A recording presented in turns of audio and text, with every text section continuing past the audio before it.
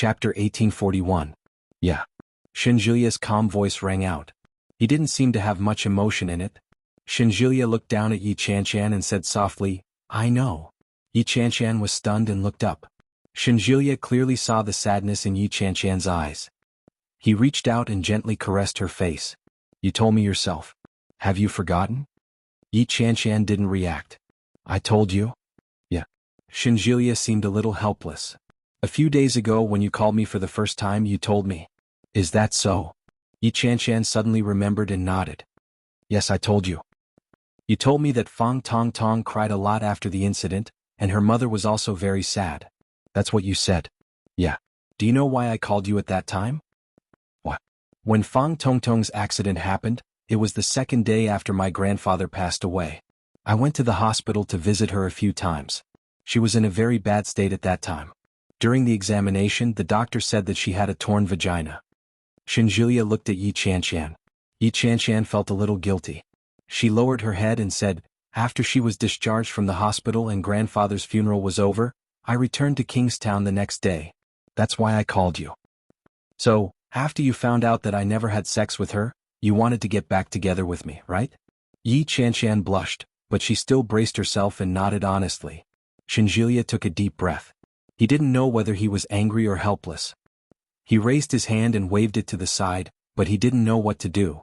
Yi Chanchan quickly pressed his hand down and said, I was wrong. Well, that's good too. At least the facts proved my innocence. Shinjulia sighed and said, but it's a pity for Fang Tong Tong. I didn't expect her to be a virgin. Yeah. Yi Chanchan felt a little sorry for her. But it's still necessary for us to show our faces. These are two separate matters. We're just going out to buy something. It's not like we're deliberately provoking her. Let's go. Shinjulia held Yi Chanchan's hand and headed out. Yi Chanchan was dumbfounded. She was dragged along by him. When Yi Chanchan arrived at the entrance of Fang Tongtong's shop, she looked at the store that she had not seen in a long time. She felt a little sour in her heart. Shinjulia didn't feel too emotional. He pulled Yi Chanchan forward and stood in front of it looking around.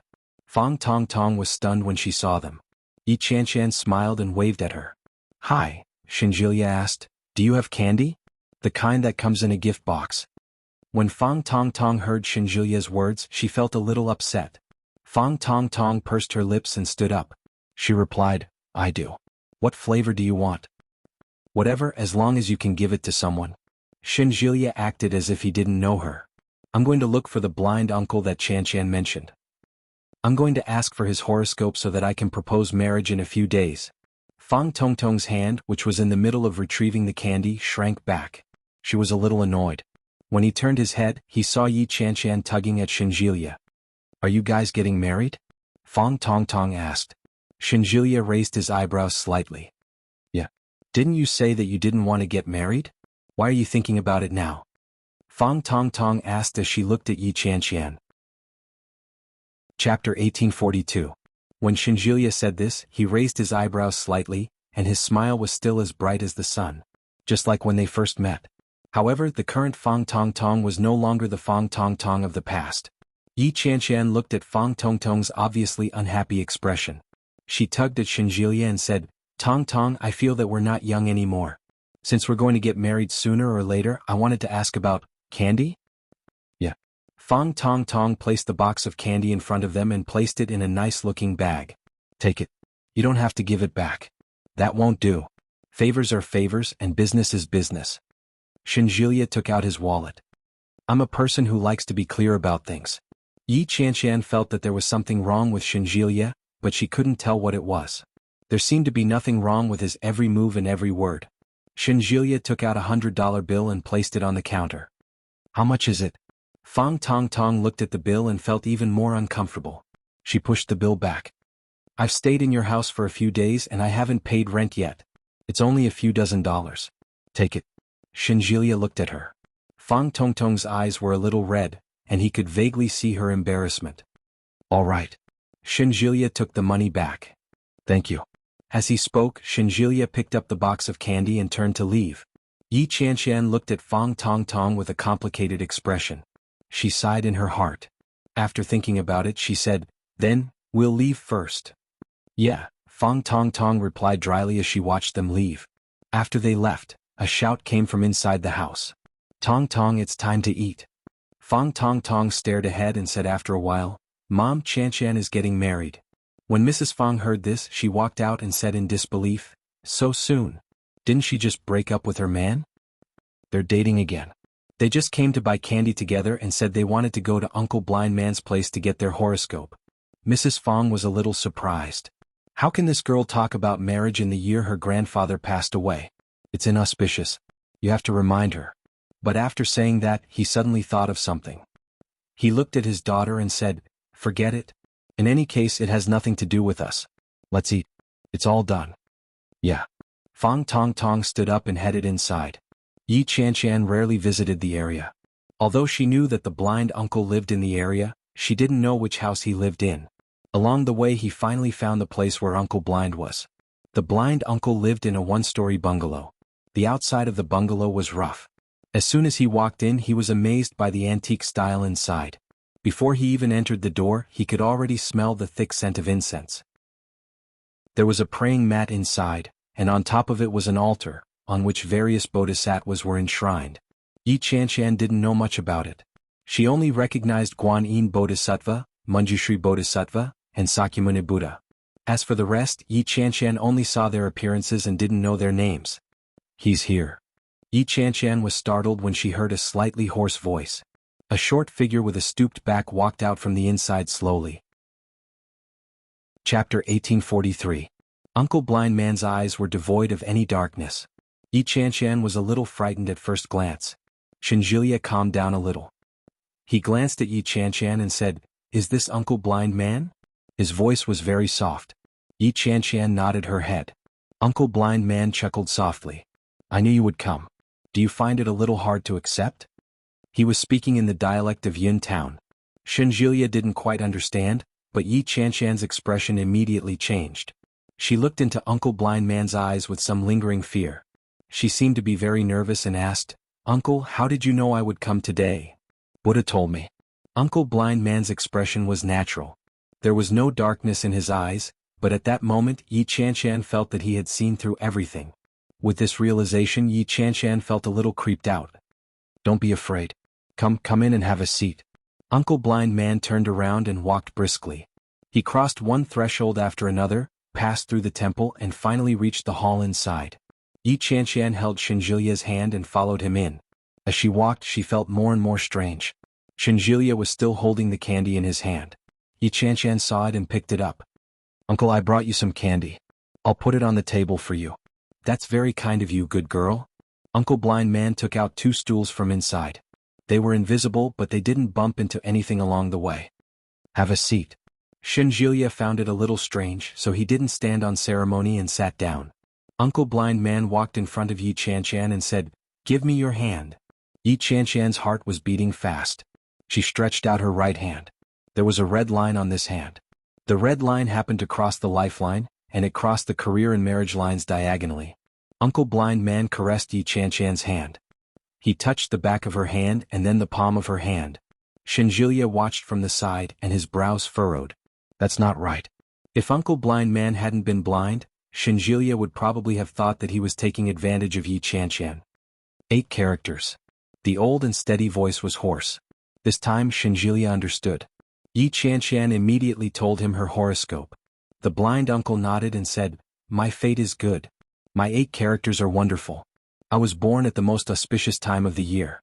If I was born 2 hours earlier or 2 hours later, it would be a great misfortune. This is fate. Yi Chan Chan had always believed in such things. When she heard what he said, she actually felt a little scared. Bring prosperity to your husband and children, bring prosperity to your father and mother, but not to your in-laws. If you get married, don't live with your in-laws. You have to be careful of villains. When Yi Chan Chan heard that, she immediately understood what was going on. Could it be Shinjilia's grandmother? Other than Shinjilia's grandmother, it seemed that everyone else in the Shin family was pretty good. Uncle, Yi Chan Chan said, some elders say that I'll live a short life. What do you think? Beware of villains.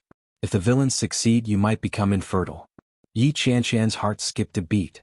Those words seemed to match up with what the old lady had said. But you don't have to worry too much.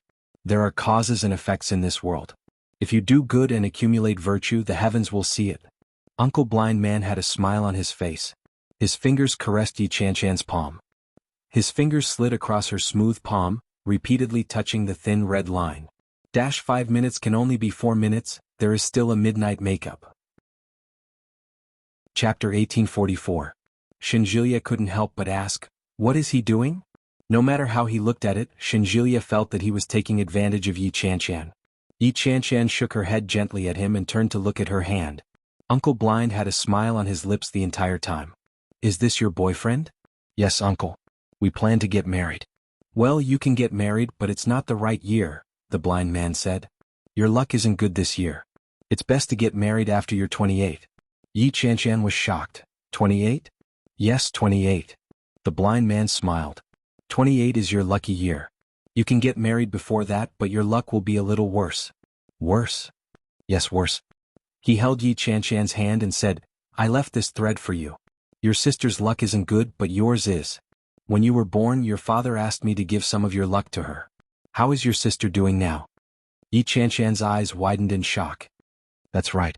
Yi Chanchan was a little dizzy. That's my sister.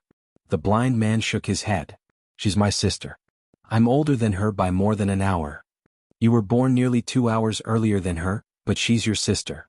The blind uncle smiled amiably. It's not good for a woman to have too much luck.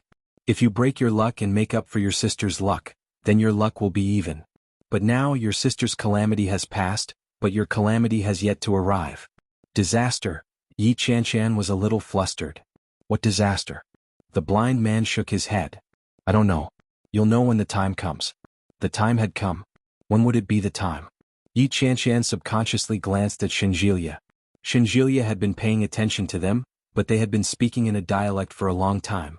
He still didn't know what they were talking about. Can I still get married? 28. Is the disaster a villain? It might be and it might not be. It was ambiguous. Yi Chanchan could tell that the blind man didn't know either. Her heart sank as she continued, Should I show you my boyfriend's horoscope? You can look but don't look, Uncle Blind said. There are experts in his family. Don't offend them. She hadn't said anything, but the blind uncle already knew everything. Zemachi. She said that my life would be short and I wouldn't be able to have children. The red thread in my hand was a short lifeline, but it was broken on my lifeline.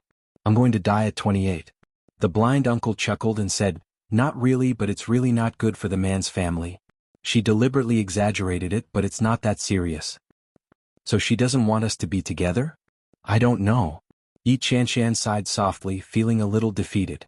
For a moment, it was as if she had learned a lot of things. However, she would rather not know about them. That way she would be more at ease.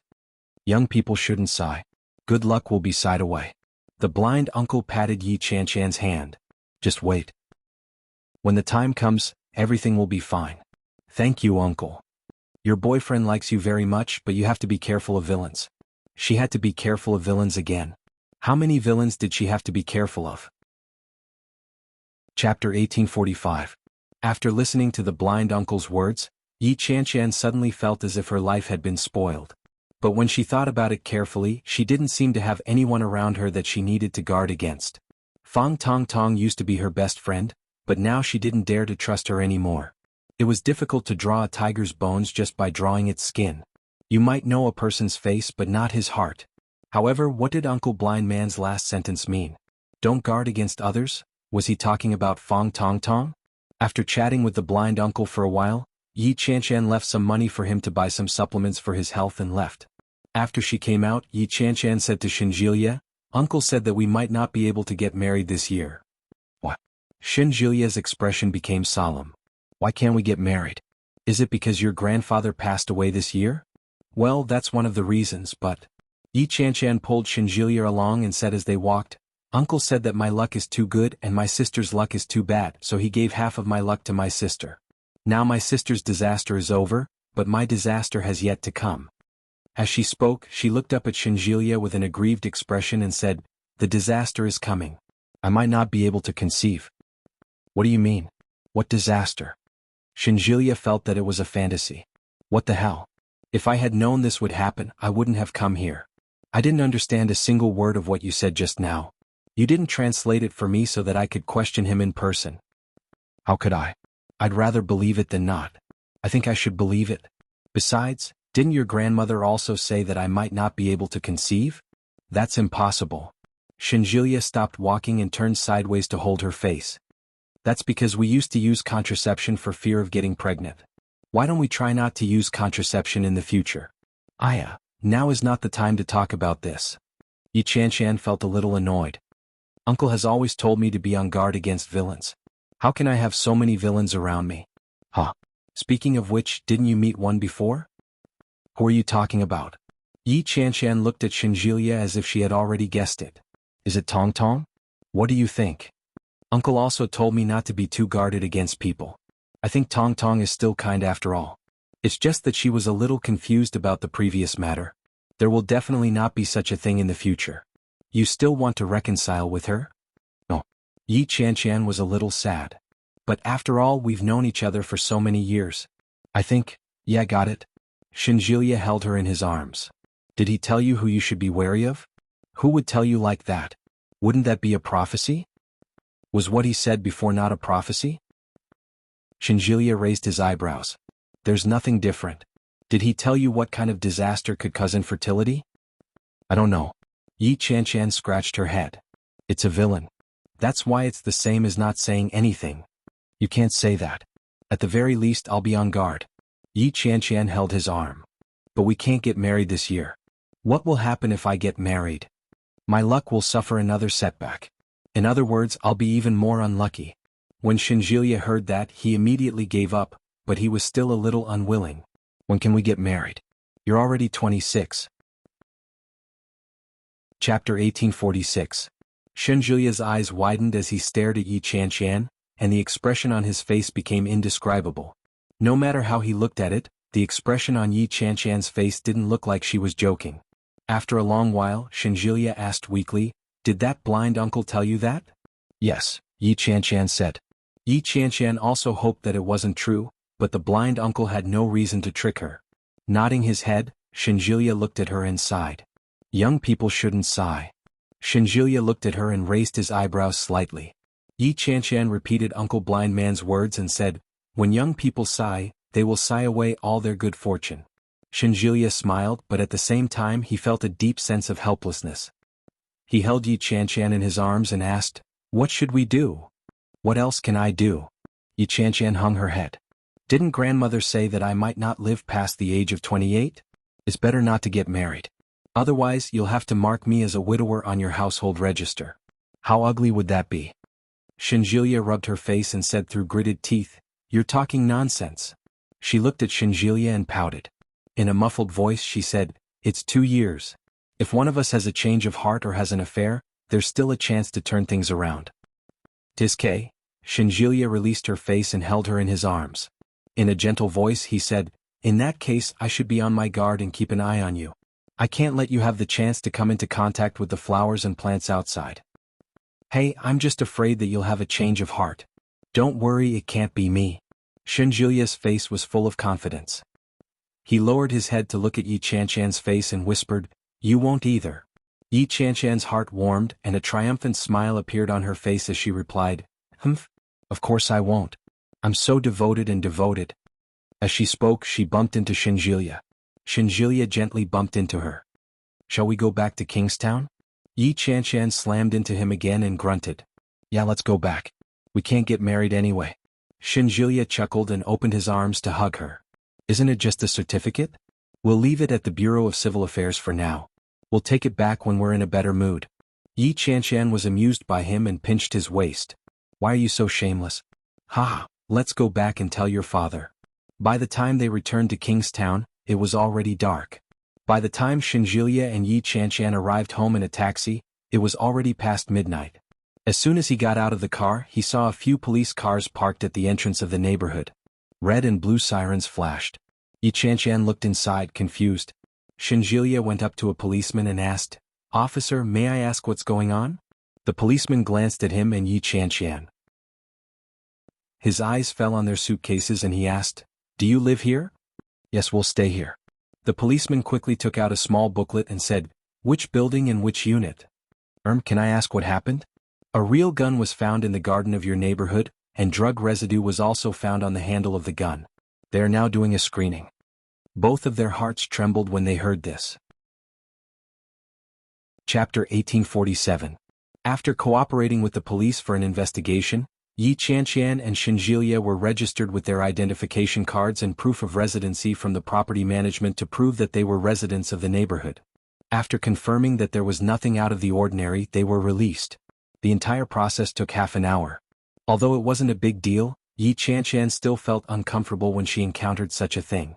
She looked up at Xinjilia and asked, "Why did this happen out of nowhere? I feel like my luck hasn't been too good recently. Why do I keep encountering such unpleasant things?" "It's okay. Don't overthink it. The more you think about it, the more unpleasant it will feel." Xinjilia patted Yi Qianqian's head. "All right. Wash up and go to sleep. I'll call the hospital. I won't be going back tomorrow." "You didn't ask for leave?" Yi Qianqian secretly clicked her tongue. "That works? Aren't you afraid that the hospital will fire you?" "Don't worry. The people at the hospital want me more than anything." Xinjilia patted her head. "Go take a shower." "Okay." Yi Qianqian stretched and found her pajamas in the room. Then she went into the bathroom. Xinjilia helped her pack her luggage and put it away before he went to do his own things. Yi Qianqian was exhausted. Her eyelids were fighting to stay open in the shower. When she was done, she saw Xinjilia on the phone on the balcony. She greeted him and went back to her room to sleep. Xinjilia's lips curled up slightly. He leaned against the railing of the balcony. Suddenly, he caught a glimpse of a fire from the corner of his eye. He saw it unintentionally and it was extremely clear. Xinjilia's heart skipped a beat. When he turned his head to look, there was no trace of it. It was as if he had been hallucinating. Xinjilia immediately thought of what the police had said to them in the neighborhood. There might be a drug addict with a gun in this neighborhood. A drug addict was scary enough. If he had a gun and lost control of his emotions, it would be very dangerous. Xinjilia pursed his lips and looked around.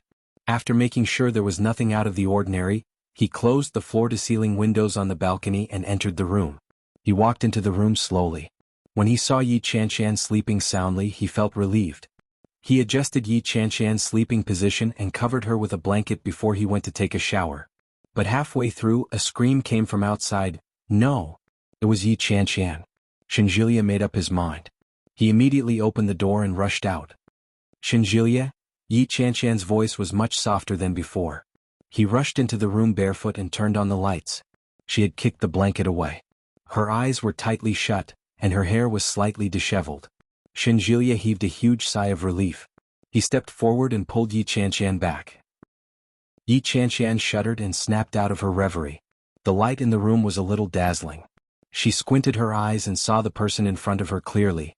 Xinjilia had bubbles on his head and he wasn't wearing any clothes. When Yi Qianqian saw him, she immediately perked up. Her eyes widened as she asked, "What are you doing?" When Xinjilia saw her reaction, he was both annoyed and amused. "You scared me to death. Do you know what kind of dream you just had?" Feeling a little embarrassed, she asked, "Was I talking in my sleep?" Chapter 1848. Yi Qianqian looked at him and blushed. She gave him a kick and said, "Go wash up before you come back." Xinjilia had no choice. After washing up, he wrapped a bath towel around himself and walked out. As soon as he came back and sat on the edge of the bed, Yi Qianqian came up to him and hugged him from behind. Xinjilia's heart softened.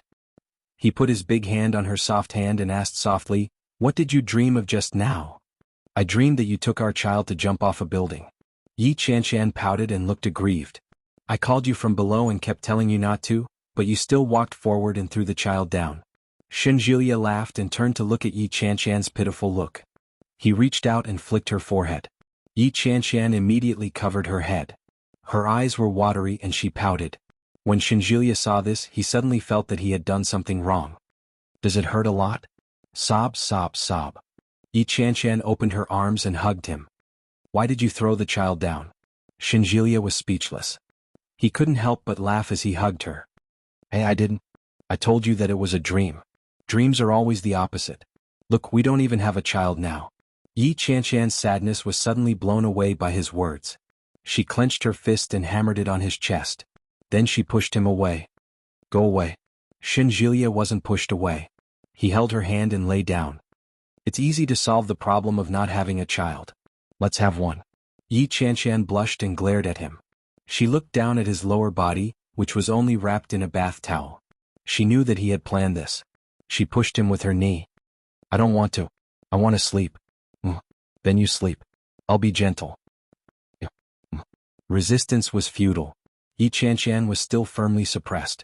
Other than biting the landlord who bullied her, she couldn't control herself.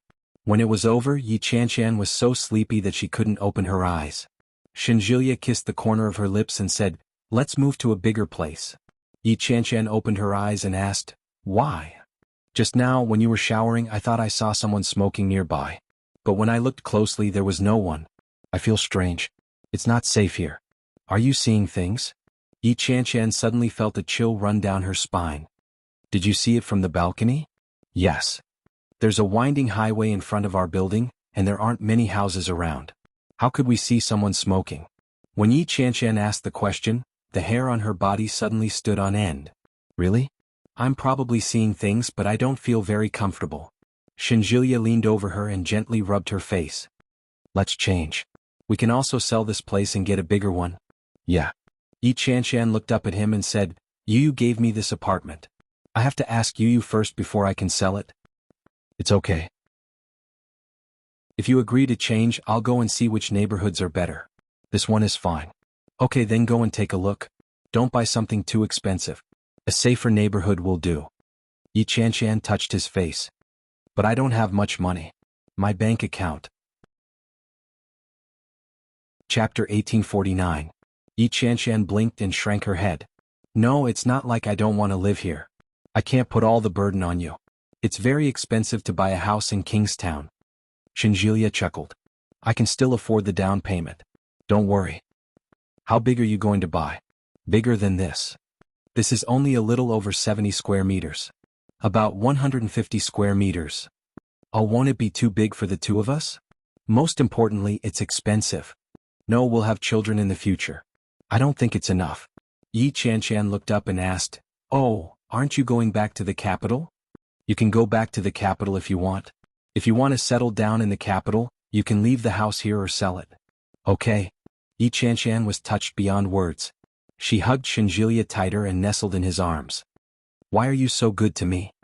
Yi Qianshan had never experienced all kinds of accommodations and pampering before. Shenjulia gave her all the feelings she imagined a relationship should have, and he also gave her all the qualities a husband should have. He had an outstanding family background, an admirable career, and an appearance that was hard to ignore. If it had been the Yi Qianshan of the past, she would never have imagined that her man would be like this. It was so perfect that it was unrealistic. Shenjulia's lips curled into a smile and he said proudly, "Because I'm going to abduct you. If I don't treat you well, what if you get abducted by someone else?" Yi Qianshan laughed and buried herself deeper. "Sleep. I'm so sleepy." "Okay." Shenjulia held her hand tightly and closed his eyes. When the alarm clock rang, the sky was already bright. Yi Qianshan's body was a little sore. When she opened her eyes, Shenjulia was sleeping soundly with her in his arms. All of a sudden, he raised his hand and slapped the alarm clock down. Yi Qianshan got up and pushed him away. She yawned and got up to get dressed. Shenjulia opened his eyes and saw her snow-white back. The hickeys on it were particularly eye-catching. But soon after Yi Qianshan put on her clothes, he couldn't see them anymore. "Wake up. It's Monday. Don't you have to go to work?" Yi Qianshan pulled the blanket over his head. Shenjulia stretched his back and tossed the blanket aside. He sat up and pounced on her. Yi Qianshan couldn't react in time. She let out a cry of surprise when he pounced on her. Shenjulia planted a kiss on her cheek and said, "I'm not going to work. What do you want to eat? I'll make it for you." Yi Qianshan pushed him away and said coquettishly, "You scared me to death. What are you doing?" "I'll just buy some at the subway station when I go to work." "That won't do. I don't think those are fresh. Wait a moment. I'll see what I can make for you," Shenjulia said as he stood up. Yi Qianshan threw a pillow at him in disdain. "Get dressed." "Ah." Shenjulia rummaged through the fridge but found nothing but instant noodles and milk. In the end, he went downstairs and bought some bread. After processing it, he poured a glass of milk and turned it into a delicious breakfast. By the time Yi Qianshan finished washing up, Shenjulia had already made breakfast and was waiting for her. Just as he took a bite of the bread, Shenjulia received a call. Julia, where are you? I'm in Kingstown. Chapter 1850. Shinjulia was holding the phone normally, but Yi Chanshan could clearly hear the voice coming from the other end. Yi Chanshan picked up the bread and took a bite without saying a word. Shinjulia glanced at Yi Chanshan, then stood up and walked to the balcony. Yi Chanshan looked at him and felt a little guilty. Wasn't she being too selfish? She knew that Shinjulia's grandmother didn't like her, but she still wanted to be with Shinjulia. But Shinjulia's parents seemed to have a good impression of her. Yi Chanshan felt a little conflicted. When she saw Shinjulia's helpless and angry expression, she took a sip of milk and stood up. Shinjulia looked over and looked at Yi Chanshan with a puzzled expression. Yi Chanshan didn't walk toward him. Instead, she picked up her bag and slung it over her shoulder. I'm going to work. You haven't finished your breakfast yet? Yeah. Yi Chanshan walked over and drank the milk in one gulp. She picked up the bread and ate it as she walked. Shinjulia wanted to say something, but the phone call seemed to have become a storm. When Yi Chanshan walked out of the corridor, her heart was empty. She finished the bread quickly and pressed the button for the elevator. No hurry. No hurry. Who knew what it would be like after 2 years? Perhaps, as Shinjulia's grandmother had said, she would die at the age of 28. Or perhaps, as the blind uncle had said, she had been harmed by a villain. Or perhaps, neither of them had been accurate, and because she had revealed the secret of heaven, God had changed her fate and given her and Shinjulia a happy life. Ding. The elevator arrived at the station. There was someone inside, but Yi Chanshan didn't notice. She walked in absent-mindedly. Her mind was clouded and she stood inside the elevator. The elevator remained silent. The person behind her suddenly said, "You haven't pressed the button for the elevator yet." It sounded like a man in his 30s. Yi Chanshan was startled by his sudden words. She instinctively looked back and saw a man dressed in black and wearing a black cap. He was very tall and his face was mostly covered by the cap. Yi Chanshan could only see the purple pimples on half of his face. She only glanced at it for a moment before she snapped back to her senses. She turned her head and pressed the button for the first floor. After he pressed it, he suddenly remembered. She did forget to press the elevator button, but the man inside had obviously been standing there for a long time. He also knew to remind her that she hadn't pressed the button, but why didn't he come up and press the button himself? Yi Chanshan found the man a little strange and subconsciously turned her head to look at him. The man seemed to notice that Yi Chanshan was looking at him. He reached out to press down on the brim of his hat. As if he was deliberately lowering his voice, he asked, "What are you looking at? How fierce." Yi Chanshan turned her head away and stopped looking at him. Ding. The elevator arrived. When the door opened, Yi Chanshan walked out. But before she could take a step forward, the man behind her immediately stepped forward. Yi Chanshan was caught off guard and bumped into him. By the time she came back to her senses, the man had already walked a few steps away. There was a small white bag on the ground. Yi Chanshan glanced at it and shouted, "Hey, you dropped something." Chapter 1851. As he shouted, he strode forward and reached out to snatch it. Yi Chanshan's hand was knocked away, and she felt a burning pain. When she looked up, the man reached out and pushed her away at the same time.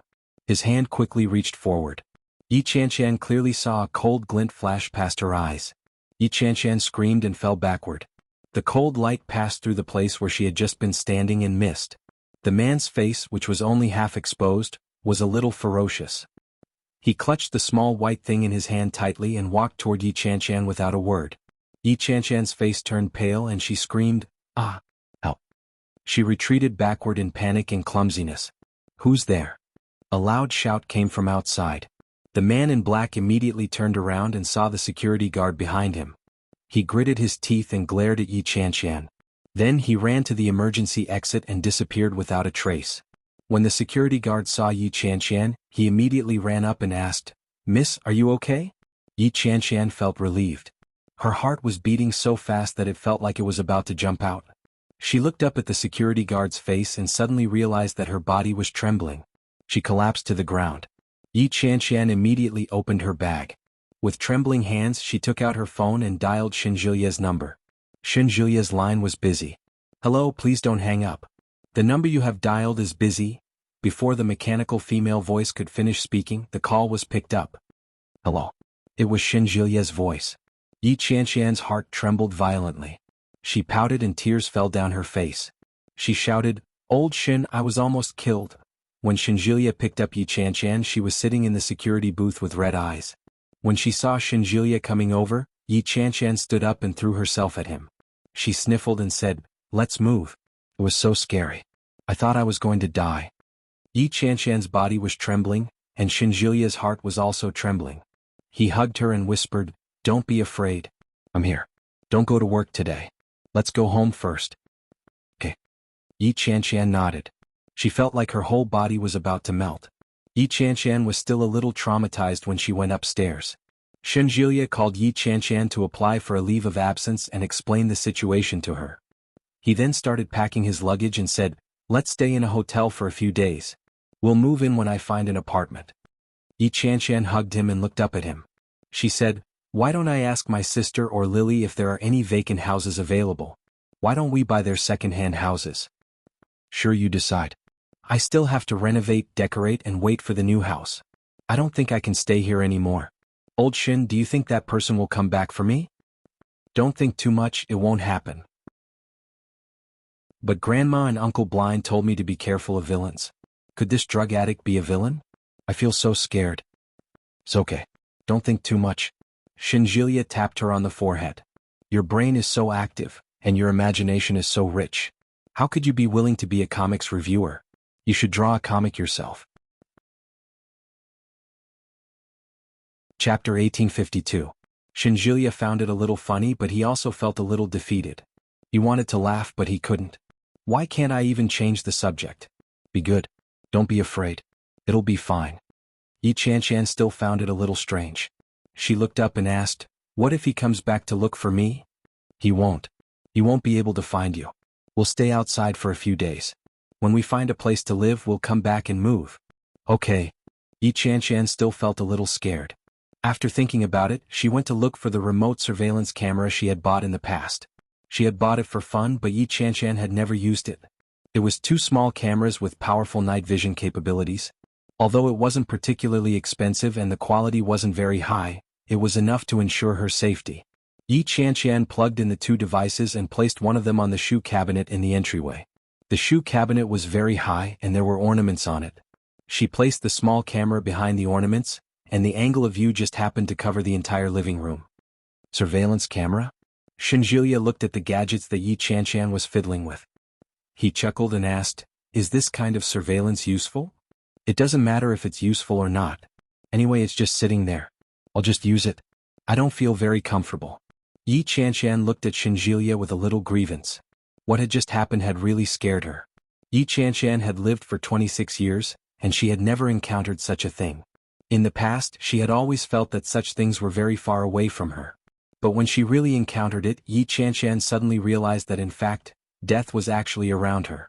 If he was unlucky, he might be ambushed while walking on the street or going down the stairs and lose his life. The more she thought about it, the more she felt that the world was extremely scary. Yi Chanchan installed another small camera in the room. After looking for a long time for an angle, she finally decided to place it at the top of the wardrobe. She connected it to the internet. The phone screen already displayed all the movements in the entire room. Shinjilia watched her toss and turn and let her do as she pleased. He was glad that she was fine. Yi Chanchan packed a few changes of clothes and took the computer with her. After confirming that all the valuables were there, Yi Chanchan walked out. After packing up, Yi Chanchan gave Yi Yuyu a call. Yi Yuyu answered the call very quickly. When she saw that it was Yi Chanchan, she was pleasantly surprised. "Sis. Yuyu, where are you?" "I'm at home, do you want to come over? It just so happens that I made some small cakes. Come over and have a taste." After she said that, she suddenly remembered that it was Monday. "Are you going to work today?" "I asked for leave." Sob, "You, I was scared to death just now." Yi Chanchan began to complain, but she quickly shut her mouth and said, "I'll go to your place. Wait for me." "Yeah, come on." Yi Yu looked at the time. It was past 9 am. Shinjilia's car had been in the garage for a long time. It hadn't been driven for more than half a month, so it was covered in a layer of dust. She said, "I thought you drove it away. What a waste of you. Let's take it to the car wash." "Okay, get in the car first." Shinjilia opened the door for her. The moment Yi Chanchan got into the car, Shinjilia felt as if someone was staring at him. The feeling was fleeting, but after looking around, he didn't notice anything amiss. Chapter 1853. Shinjilya narrowed his eyes and secretly raised his guard. He had always been sensitive, so this feeling shouldn't have come from nowhere. What's wrong? Yi Chanchan noticed that Shinjilya hadn't moved for a long time. She reached out and tugged at his hand. Shinjilya shook his head gently. I'm fine. Sit tight. Yi Chanchan fastened her seatbelt, took the car door and sat down. Shinjilya looked left and right again before finally getting into the car. He fastened his seatbelt and started the engine. When Yi Chanchan saw him looking around warily, she felt a little creeped out. Shinjilya was never like that. His behavior today was very unusual. Old Shin, what did you see? Yi Chanchan asked. She suddenly felt a shiver run down her spine. He turned his head abruptly. Behind him was a beautiful luxury car with a pitch-black interior. There didn't seem to be anything strange. On the other hand, Shinjilya was shocked by Yi Chanchan's reaction. What's wrong? Shinjilya's expression was one of shock.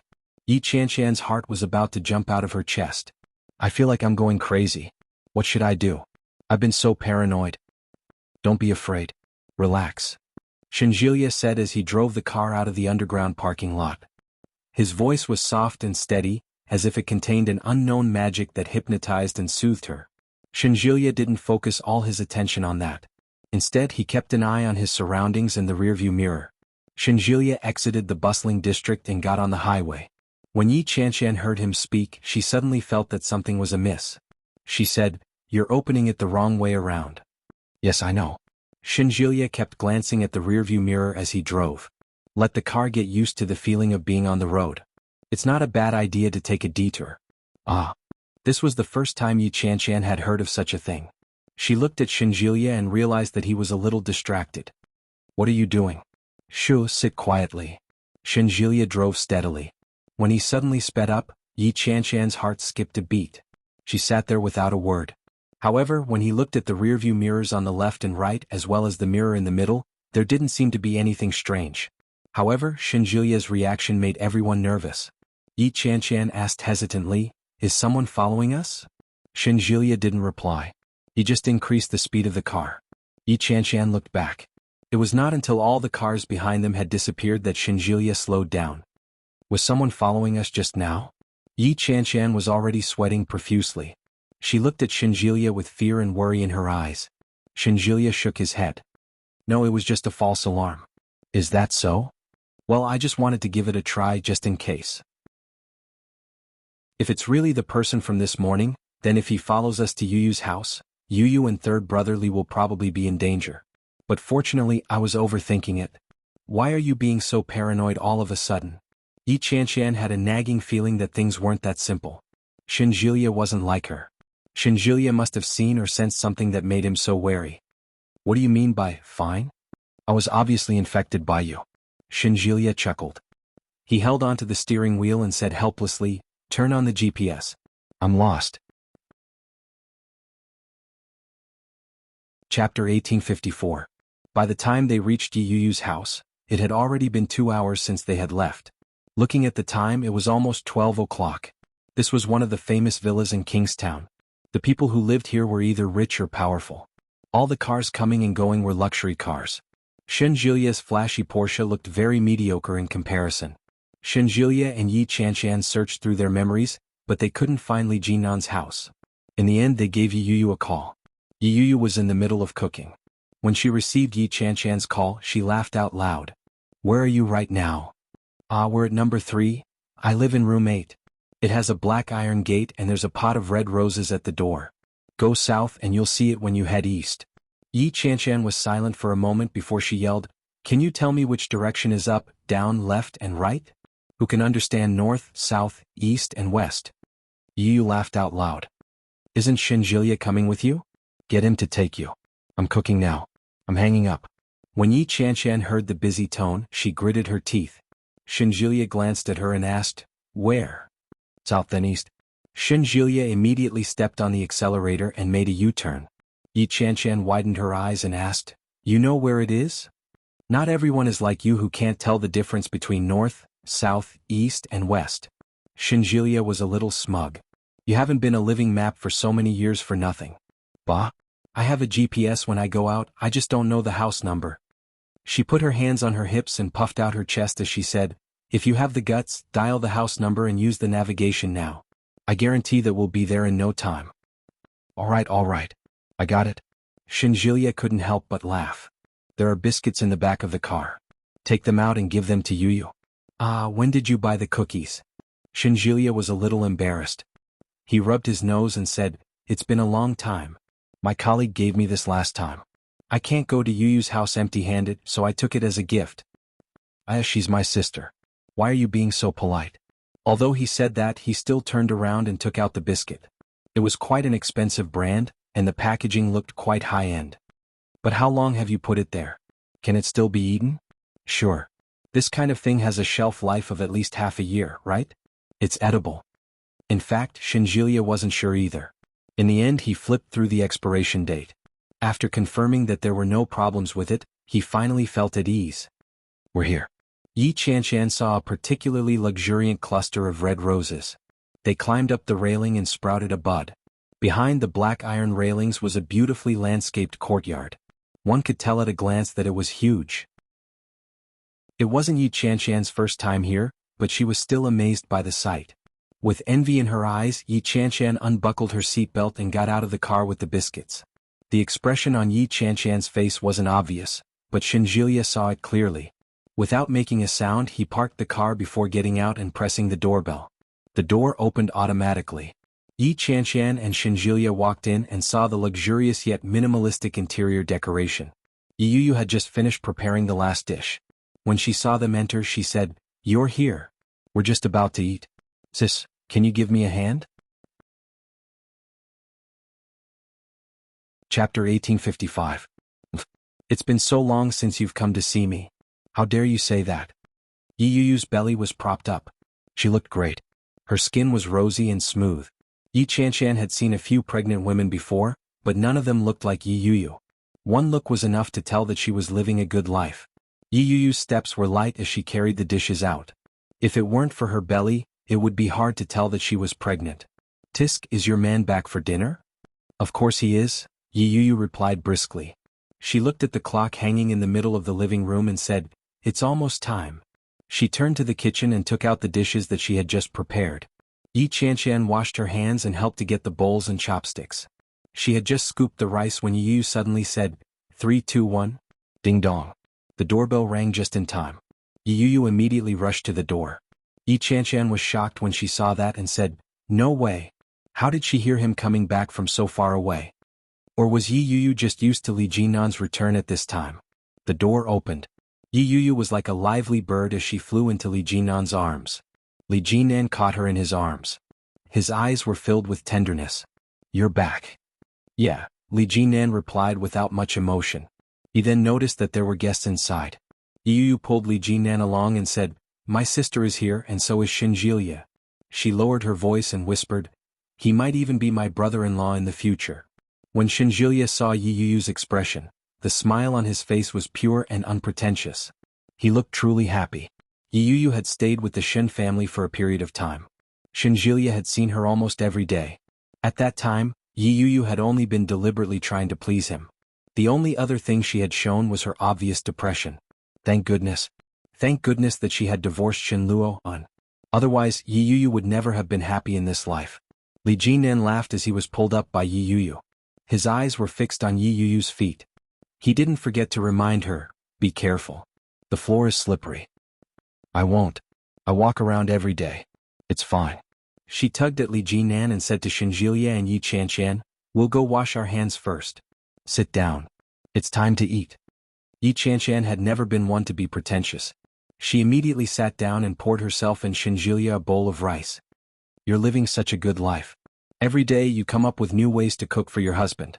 You wait for your husband to go to work while you wait at home to give birth, Yi Qianshan said with a hint of envy in her voice. Of course Shinjilia could tell.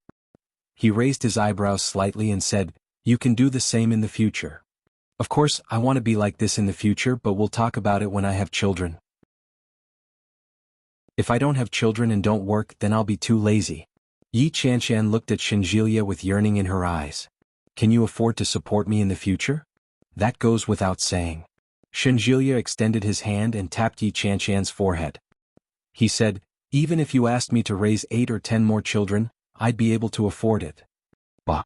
8 or 10 children. Who do you want to have them with? With you, of course. Who else can I have them with? Chapter 1856. Nonsense. Uncle Blind Man also said that it's just a possibility. Might not happen. Why are you so concerned about it? The smile on Yi Chanshan's face disappeared completely. She sighed softly. Yi Yuyu and Li Jinan walked over quickly. When she saw Yi Chanshan's unhappy expression, Yi Yuyu walked over curiously and asked, "What's wrong?" "Sup? Yuyu, what do you think I'll do if I can't have children in the future?" Yi Chanshan looked at Yi Yuyu with hurt written all over her face. Yi Yuyu laughed and sat down on the chair that Li Jinan had brought out for her. She replied, "How is that possible? Why can't you have children out of nowhere?" As she spoke, Yi Yuyu's face was full of ambiguity. She looked at Yi Chanshan and then at Shinjilia and asked, "Are the two of you preparing to have children? Didn't they just get back together not too long ago?" Yi Yuyu was a little surprised. She hadn't expected that after getting back together, not only would they be talking about marriage, but they would also be preparing to get pregnant. Yi Chanshan pouted her lips. She felt defeated and replied, "That's not it. I've just encountered a few things that haven't been going my way lately." He told Yi Yuyu in detail about her visit to Shinjilia's parents in the capital, as well as what Shinjilia's grandmother and the blind uncle had said. Yi Chanshan's bitter expression, coupled with the aggrieved expression on her face, made her look extremely pitiful. "You, I'm so envious of you now. You have such a happy family and your belly is so big. What if I really can't have children in the future just like they said?" "That won't happen. That old lady is a fraud." Yi Yuyu was a little annoyed. "She's spouting nonsense. She even said that I'd get into big trouble when I turned 25. I'm 26 now. What big trouble can I get into?" Yi Chanshan's eyes widened when she heard that. "That can't be. When did she say that?" 2 years ago, Shinjilia replied. "But you're really in big trouble now. Have you forgotten?" Yi Chanshan covered her mouth in disbelief. "That Guan guy and Shinluo, and are in jail. Have you forgotten?" "That's right. Of course not. That was when I was 26 years old. She said I was 25 years old. You hung a steel wire and fell from it." She couldn't help but link the incident with Yi Yuyu. "Didn't you stay in the hospital for many days at that time? Wasn't that a big deal?" Yi Chanshan was a little paranoid. Yi Yuyu was at a loss for words. All right. If that's the case, aren't I perfectly fine right now?" "That's different." Yi Chanshan panicked. "They're saying that I won't be able to have children in the future. It's over. It's over. What should I do?" "That won't happen. You've been the only one thinking about it." Shinjilia held her hand. He felt helpless and defeated. "They're just saying it's a possibility. Trust me. I'll tell you about it when we get home tonight. You'll know. I should give her a simple treatment tonight. Otherwise, Yi Chanshan's mental health will deteriorate sooner or later." Shinjilia was filled with regret. "If I'd known, I wouldn't have been in such a hurry and brought you home." In the end, Yi Chanshan knew that she might have gone overboard. She quickly pressed his hand down and said, all right. I'll stop talking. Let's eat." Chapter 1857. When Yi Chanshan heard Shinjilia's words, she didn't say a word. She only looked up at Yi Yuyu. Yi Yuyu shrugged and said, "I think you're overthinking it. You're too scared to think that it might be true. If you think about it from a different perspective, things will be much better." "Think about it from a different perspective?" "That's right." Yi Yuyu looked at Yi Chanshan and took a sip of the soup. "Perhaps it's just an excuse that the old madam of the Shin family wants to object to you being together with Jilia. Perhaps it's just a lie that she came up with to make you back off? But the blind uncle in our town said it too." "Who's the blind uncle?" "He's a blind man in Yun Town who's possessed by a deity. He's more than 10 years older than Dad, but he looks older. You've probably met him before." "I see." Yi Yuyu nodded her head. She was silent for a moment before saying, "Perhaps the old lady knew that you were going to look for the blind uncle and colluded with him? How is that possible?" Yi Chanshan found it absurd. "Why is it impossible? Didn't you say that the blind uncle was possessed by a deity? The old lady claimed to be half a deity. Perhaps they have a mysterious channel in a world that we can't see that allows them to communicate with each other. Then they colluded with each other to deceive you." Yi Yuyu's words sent a shiver down everyone's spine. Li Jinan felt a little uncomfortable. He cleared his throat and picked up a piece of food for her. Eat your food. Don't be superstitious. That's right. Shenjilia also picked up a piece of cake for Yi Qianshan. With a serious expression he said, "This is the era of science. Don't believe in such nonsense. Even if it's true it doesn't matter. Medical science is so advanced now." Yi Yuyu nodded her head vehemently. When Li Jinan saw that he chimed in and said, "At most we can have a test tube baby. The child will still be our own." When Yi Qianshan heard that, her lips twitched. Yi Yuyu nudged Li Jinan and glared at him. She then looked at Yi Qianshan and said, "Don't listen to my husband. Don't let your imagination run wild. If God is useful, what's the point of science?" "Yeah, Yuyu is right. Let's eat. Let's not talk about this anymore." Shenjilia picked up the bowl and stuffed it into Yi Qianshan's hand. Only then did Yi Qianshan stop talking and bury her head in her food. Yi Yuyu sipped her soup and looked at Li Jinan. She asked, "I heard that our company is preparing to adapt a novel into a television series. What's it called?" 99 Days of Hidden Marriage, Li Jinan said. "It's about a female gangster who was framed and had her tongue cut off. She became mute. Later she married her Prince Charming. 3 years later she got pregnant and was kidnapped. She died. Then she was reborn." "It can't be. Isn't her husband going to save her?" "No, I'm going on a date with the white moonlight in my heart." "No way, isn't she pregnant with his child?" "Apparently the child isn't his. It's his younger brother's, so, D*MN. That man is such a jerk." Yi Qianshan's face was filled with anger. "When is the television series airing? I'm going to go and scold him." Li Jinan smiled. "It hasn't started filming yet. Just wait. If such a man existed in real life, his corpse would probably be whipped," Shenjilia interjected. "One Lily, ha ha ha." Chapter 1858. Yi Qianshan and Yi Yu both looked over. Shenjilia felt a little creeped out by their stares. "What's wrong? Why are you looking at me like that?" Shenjilia felt a little uncomfortable. "It's not just being whipped. You should be cut into pieces and minced into minced meat."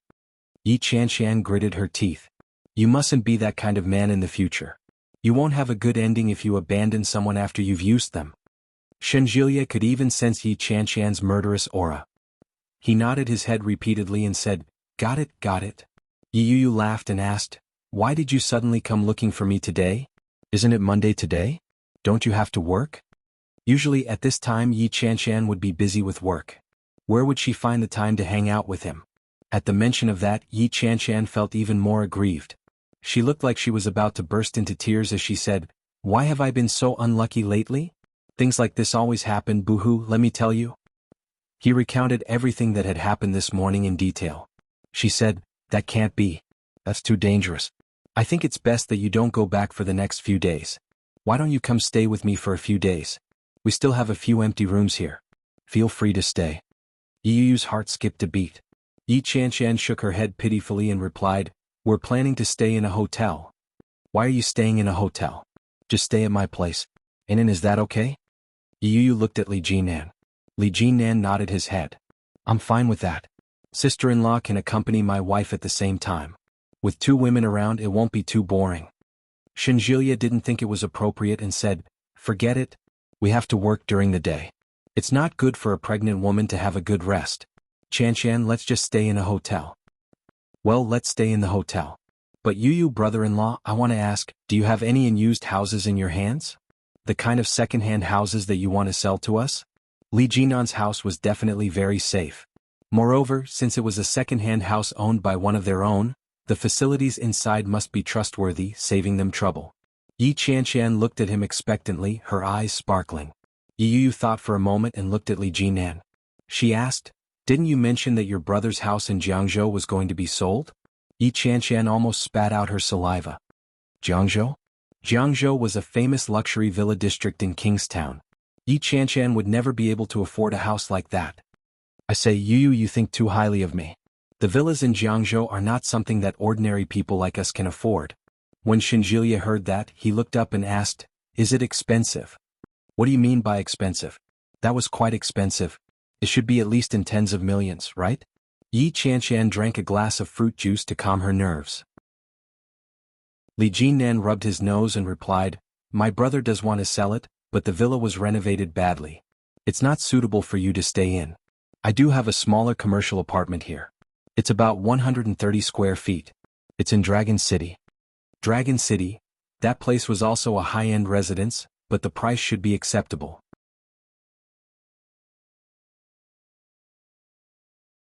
Chapter 1859. Shenjilia didn't answer Yi Qianqian. Instead, he looked at Li Jinan and asked, "Can you make a move?" Li Jinan nodded slightly. "Sure. I took it from my second brother.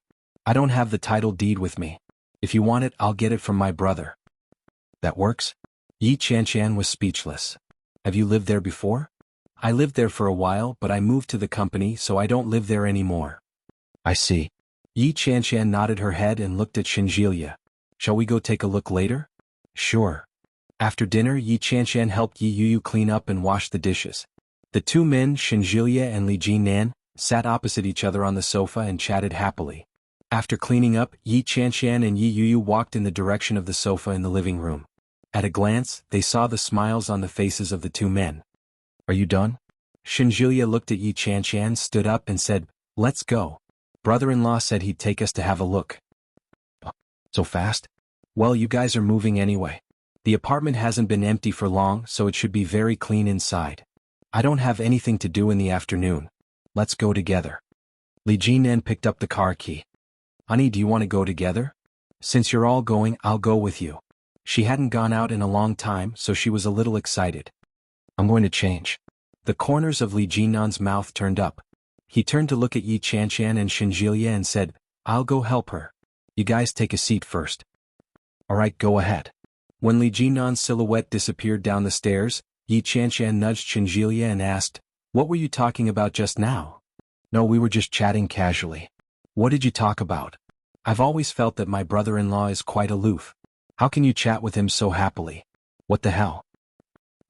Shenjilia couldn't help but laugh. "Of course you're cold to girls, but we men are different.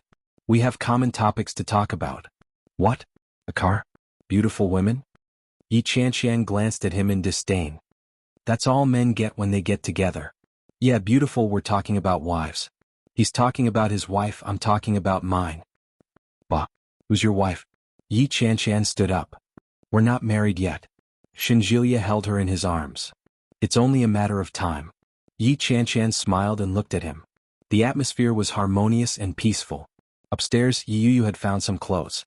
When she saw Li Jinan come up, she took one look and asked, "Ah Nan, do I look good in this?" "Nice." "You haven't seen it yet." Yi Yuyu pouted. Li Jinan walked up and looked at the dress. He gestured and said, "You look good in anything. Since we're going out, let's go to second uncle's house on the way. I really miss those children." "Sure," Li Jinan agreed without hesitation. He started to help Yi Yuyu change into her clothes. When they came down, Yi Qianqian and Shenjilia were sitting on the sofa, looking at their phones. When they saw them coming down, they stood up together. Shenjilia replied, "I told you not to be so paranoid. Isn't everything fine now?" When Yi Yuyu heard that, she asked curiously, "What are you doing?" "Didn't I almost get into an accident this morning? I installed a surveillance camera at home. I just turned it on to take a look." Yi Yuyu felt her hair stand on end. "Are you afraid that that person will find his way to your house?" "It's better to be safe than sorry. Don't scare yourself. He's not that resourceful." Shenjilia had no choice but to tap her forehead. "Let's go." Dash.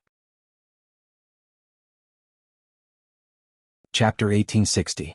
Li Jinan drove his own car, so he naturally followed Yi Yuyu. The four of them in the two cars followed Li Jinan around. After a round of discussion, they decided on a destination. Yi Yuyu wanted to go to Li Xiqing's house to see the children, so Yi Qianqian and Shenjilia suggested that they go to the hotel to rest. They parted ways. Yi Yuyu hadn't visited the children in a long time. After buying some toys for them, she went to Wuxia. At that time, the children had returned from school. They sat in the living room chatting and doing their homework. Li Mosen was like a little adult. He watched Li Jianyue do her homework, occasionally giving her pointers and frowning. When Yi Yuyu arrived, Li Jianyue was pleasantly surprised. She put down her pencil and called out, "Auntie?" Her small body was obviously much thinner than before. In the past, she had been a chubby little girl. Now she had less meat on her body, but she had grown taller. Li Jinan felt a sense of danger. He stood in front of his wife and used one hand to block Li Jianyue. He said, "Be careful. Your little cousin is in your auntie's stomach." I know. Li Jinyue's face was round and her skin was pink and tender. Her eyes were like black agate, crystal clear and bright. She looked at Yi Yu's belly and said, "There's a little sister in my mother's belly too." Li Jinan raised his eyebrows slightly and chuckled. He picked Li Jinyue up and asked, "How do you know it's a little sister?" "My daddy said it. Daddy said that the thing in mommy's stomach must be a little sister." Li Jinyue tilted her head and kept looking at Yi Yu's stomach. "I think Auntie is also having a little sister in her stomach." "Why?" Yi Yu adored the little girl. She was pretty, lively and quick-witted. Granny Rong said that a round stomach will give birth to a little sister, and a pointy stomach will give birth to a little brother, but I've never seen a pointy stomach before. So, Auntie must be having a little sister in your stomach too. Yi Yu couldn't help but laugh. She walked over and touched Li Jinyue's little face. She said, "You're so mischievous. Come down. I bought you a toy." Li Jinyue was a little surprised, but before she could get excited, she turned her head to take a look. She looked left and right. When she realized that no one was coming out, she wiggled her body excitedly and got down from Li Jinan's body. When Li Jinan saw that, he knew what the little guy was up to. He reached out and knocked on her little head. "You haven't finished your homework, have you?" Li Jinyue covered her head and pouted. She looked a little unhappy and said, "Who said that? I'm done. It's just that there are a lot of mistakes." Li Mosen walked over with a small notebook and said, "Uncle, take a look at Ursu's homework." Li Jinan rarely had time to visit the little guys, but he knew that Li Mosen had skipped a grade and was in the 3rd grade, and his academic performance was particularly good. As for Li Jinyue, she could only stay in the 1st year. When he took Li Jinyue's notebook, he didn't have much hope in his heart. However, when he opened the first page of the notebook, he was still shocked by Li Jinyue's ugly handwriting. The corner of his mouth twitched as he asked, "What kind of homework is this?" "A dictation," Li Jinyue said loudly. "I feel that my handwriting is all correct. I even looked it up in the dictionary." Chapter 1861. Li Jinan laughed out loud and read it aloud. "Who taught you that?" When Li Jinyue heard that, she was not convinced. She put her hands on her hips and puffed out her chest. "Isn't that so, Auntie? I wrote Wolf gets raped. Is that wrong?" Yi Yu was arranging the toys for the little girl. When she heard that, she didn't even look up and replied, "There's nothing wrong with being in cahoots. Isn't that an idiom?" "That's right." Li Jinyue walked over angrily and said, "Little uncle is a bad guy. Brother Mosen is laughing at me. You're laughing at me too." Li Jinan couldn't help but laugh. He looked over and said, "You're taking your own breasts." "Ah." Li Jinan couldn't hold it in any longer. "Taking your own breasts? Isn't that a little too difficult?" "What?" Yi Yu looked over. "What's wrong with that? You didn't write it wrong." Li Jinan squatted down and took the notebook over to read it with his wife. When Yi Yu saw it, she laughed out loud. Li Jinyue's face turned red. She went forward and snatched the notebook from Li Jinan's hand. She turned around and sat down on the sofa angrily. "What's going on?" Su Chinxi's gentle voice was heard. Following that was the sound of slow footsteps. When Li Jinyue saw Su Chinxi, she pouted and shouted, "Mom, they're all laughing at me." Su Chinxi walked down the stairs with a man following behind her. When Li Xiqing saw Li Jinan, he raised his eyebrows slightly and asked, "What's the win today?" Li Jinan stood up and helped Yi Yu up. He said, "I have nothing to do today, so I brought my wife here to play." He looked at Su Chenxi's belly and exclaimed, "Sister-in-law's belly is growing too big.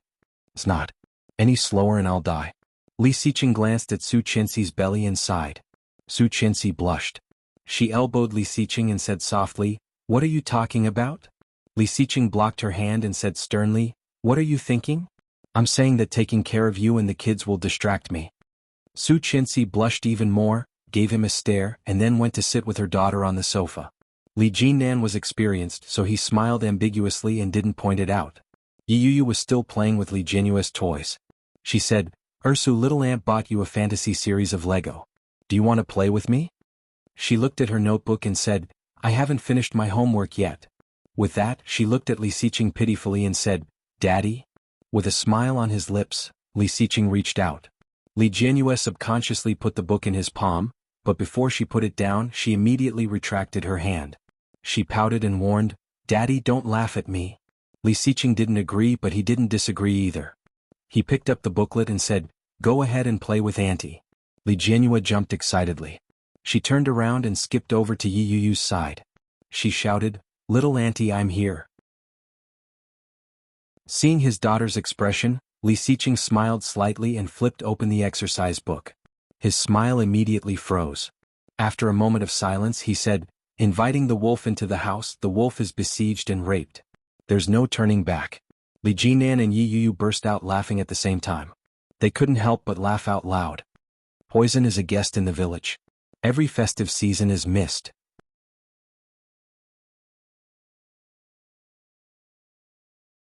Chapter 1862. Li Jianhua pouted and shouted, "These are all third-grade questions. I've never learned them before." "She knows all the first-grade questions," Li Mosen said. "Dad, I think Ursu is a fast learner." "That's right. I'm very smart." Li Jianhua didn't know how wrong she was. She echoed, "Although I might have written a few words wrongly, if an old book taught me I would definitely write them." "Mom, don't you think so?" Li Jianhua was completely unaware of how wrong she was. Su Qinxi laughed until her shoulders trembled. When she heard that, she couldn't help but burst out laughing. Li Jianhua's mouth turned into a hook.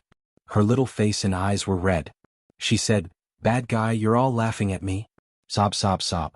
Su Qinxi quickly stopped smiling and said, "Ursu, these are all third-grade knowledge, right?" "Yeah." Li Jianhua nodded. After sniffing, she swallowed a mouthful of saliva. "Very good. A first grader can write so much. There are not so many children outside who can write so well." Su Qinxi hugged her daughter and said, "Our little princess is the smartest." Su Qinxi went over and hugged her daughter. Li Jianhua blinked and asked pitifully, "Really?" "Of course. Do you know how to put together the Lego that Andy gave you?" Su Qinxi hugged Li Jianhua and slowly walked in the direction of Yi Yuyu. Suddenly her belly was kicked. Su Qinxi was stunned. Her lips curled into a smile as she stroked her belly. Li Xiqing saw it and walked over. He asked softly, "Did this little guy kick you again?" Su Qinxi nodded. "I suddenly kicked her, but she stopped now." She turned her head and looked at Li Xiqing. Then she pulled him and said, "Accompany your daughter to put together the Lego." Li Xiqing had no choice but to walk over to the pile of Lego. He looked at it and said, "Ursu, come here." Li Ursu walked over and looked at her father obediently. "Do you know how to put it together?" "Yes." "Do you know how to read the blueprints?" "Yes." "Do you want Dad to teach you?" "No need." "Okay, then work hard on your own." Li Xiqing rubbed Li Jianhua's little head. Li Jinan was dumbfounded. Is that even possible? Isn't this a little too convenient? In this way, Li Xiqing could spend more time with his wife and work. No wonder his company was getting better and better recently. No wonder it said that daughters are the closest to their parents. It made him want to have a daughter too. He couldn't help but glance at Yi Yuyu's tummy and ask, "Are we having a son or a daughter?" Yi Yuyu looked at him and said heartlessly, "Son." Li Jinan was a little disappointed and replied, "A son is fine too. A daughter would be best." Li Xiqing heard their words and felt even more proud. Looking at his daughter, he said lovingly, "Dad will ask Granny Rong to give you a nutritious meal."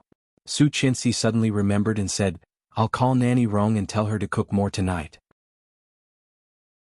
I want to eat Nanny Rong's sweet and sour fish." Li Jinan didn't stand on ceremony at all. "Add more vinegar. My wife loves it." Su Qinxi laughed and said, "All right, all right, all right." Li Jinan sat on the sofa, glanced at the family portrait hanging in the living room and asked, "Daesu, are you used to living in the capital?"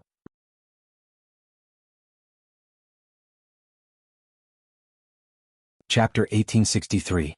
Come on, you're actually very proud of yourself. Do you think I don't know? Li Jinan poured himself a glass of water and took a sip.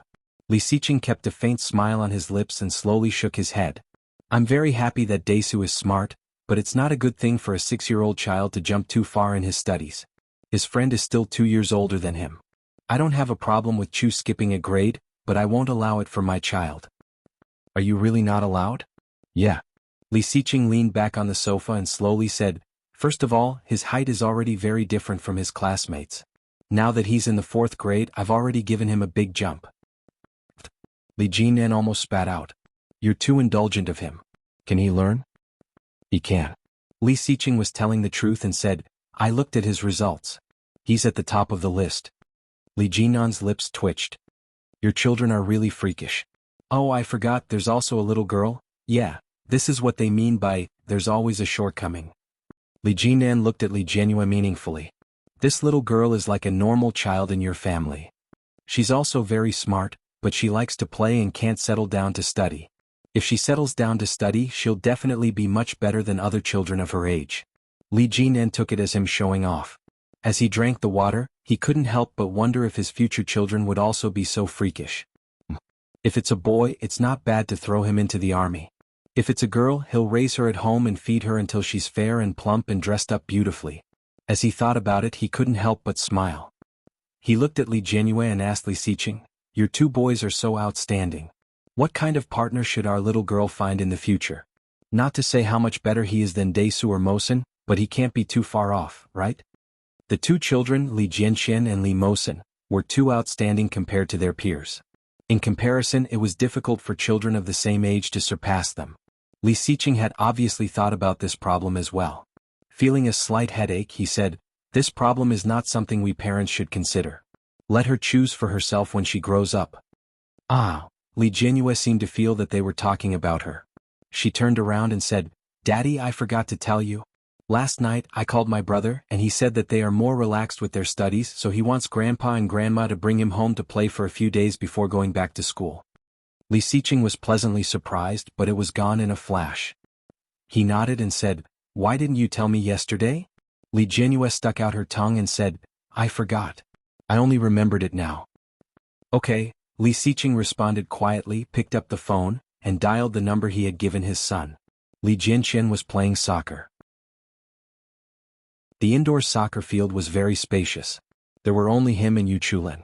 When he heard his phone ring, his eyes lit up. He turned to look at his phone and shouted, "Chu, I'm going to take a call." Yu Chulin was panting from the kick. When he saw Li Jianxian running away, he immediately chased after him and shouted, "Jianxian, you can do that too."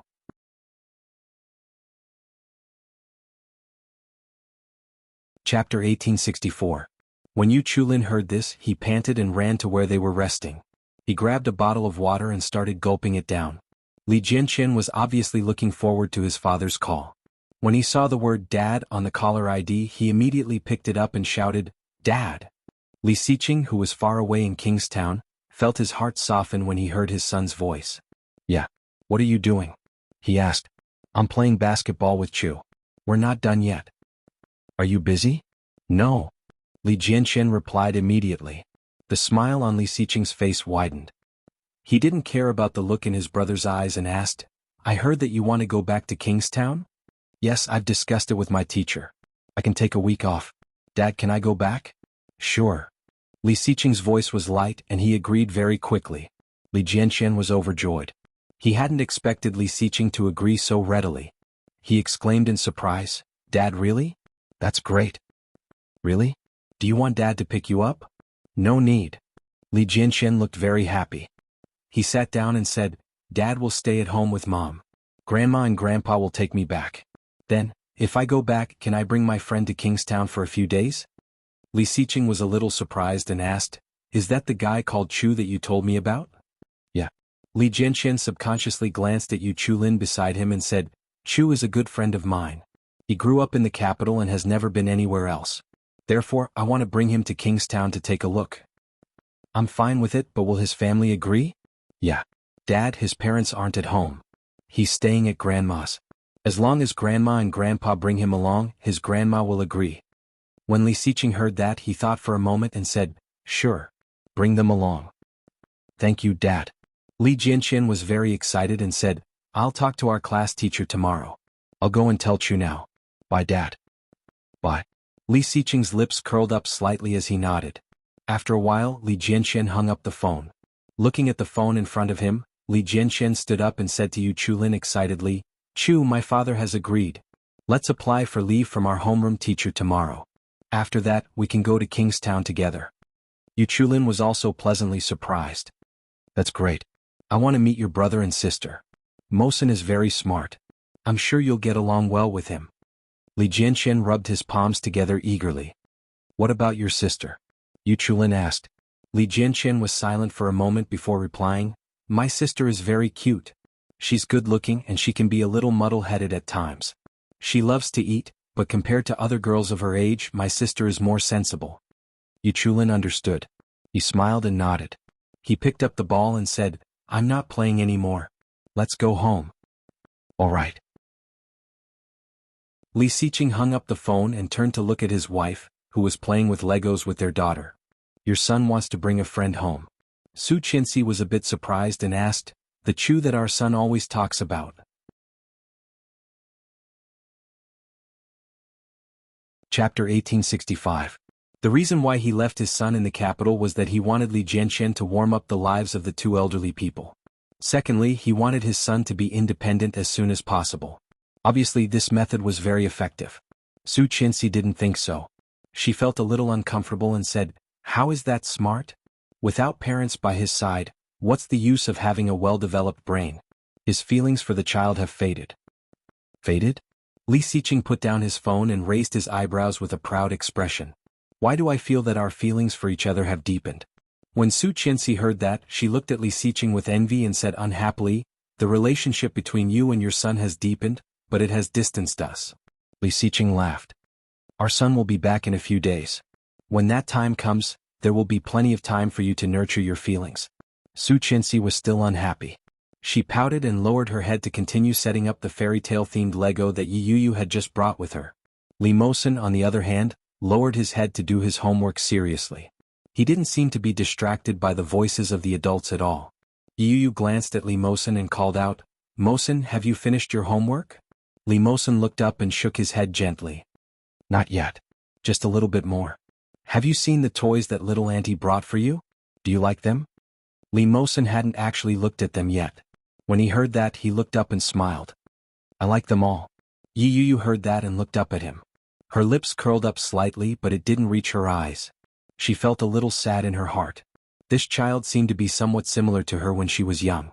He clearly called Li Xiqing daddy, and Su Qinxi mommy, but from the moment they entered the door until now, Yi Yu saw that the child was reserved. He accompanied Li Jianyue to do her homework and didn't hesitate to put down his own homework. It wasn't until Li Jianyue was with the adults that Li Mosen went to do his own homework. Although Yi Yu didn't want to think too much about it, the child's words and actions as well as the words that he had just said to her, gave Yi Yu a familiar feeling. The helplessness of living under someone else's roof and having no choice but to obey and please others. Yi Yu didn't say a word. She looked down at the young girl in front of her. Li Jianyue's face was pink and tender. Her big eyes were dark and innocent as she stared at the toy in front of her. She was very focused. One look and anyone could tell that she was a girl from a rich family. He had no scruples in his actions. He said whatever he thought and did whatever he thought. He was free and unrestrained. In contrast, Mosen seemed to have placed his position a little too neatly. After more than 10 minutes, Li Mosen finally finished his homework. After handing it to Li Xiqing for inspection, he saw Li Xiqing nodding approvingly, and a happy smile finally appeared on his mixed-race face. After he was done packing his things, he went to open the packaging of the toys that Yi Yu had brought. Boys of this age, in addition to the various figurines of popular anime characters, liked some car models or some heavy figures. For example, Transformers or Superman. Therefore, Yi Yu had bought him a recently trendy hand model.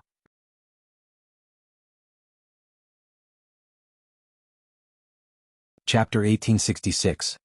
Hearing that, Su Qinxi suddenly felt a little uncomfortable when she saw Li Mosen holding the model box with a look of surprise on his face. Looking at Mosen, Su Qinxi walked over and asked, which TV show is this person from? It's not a TV show.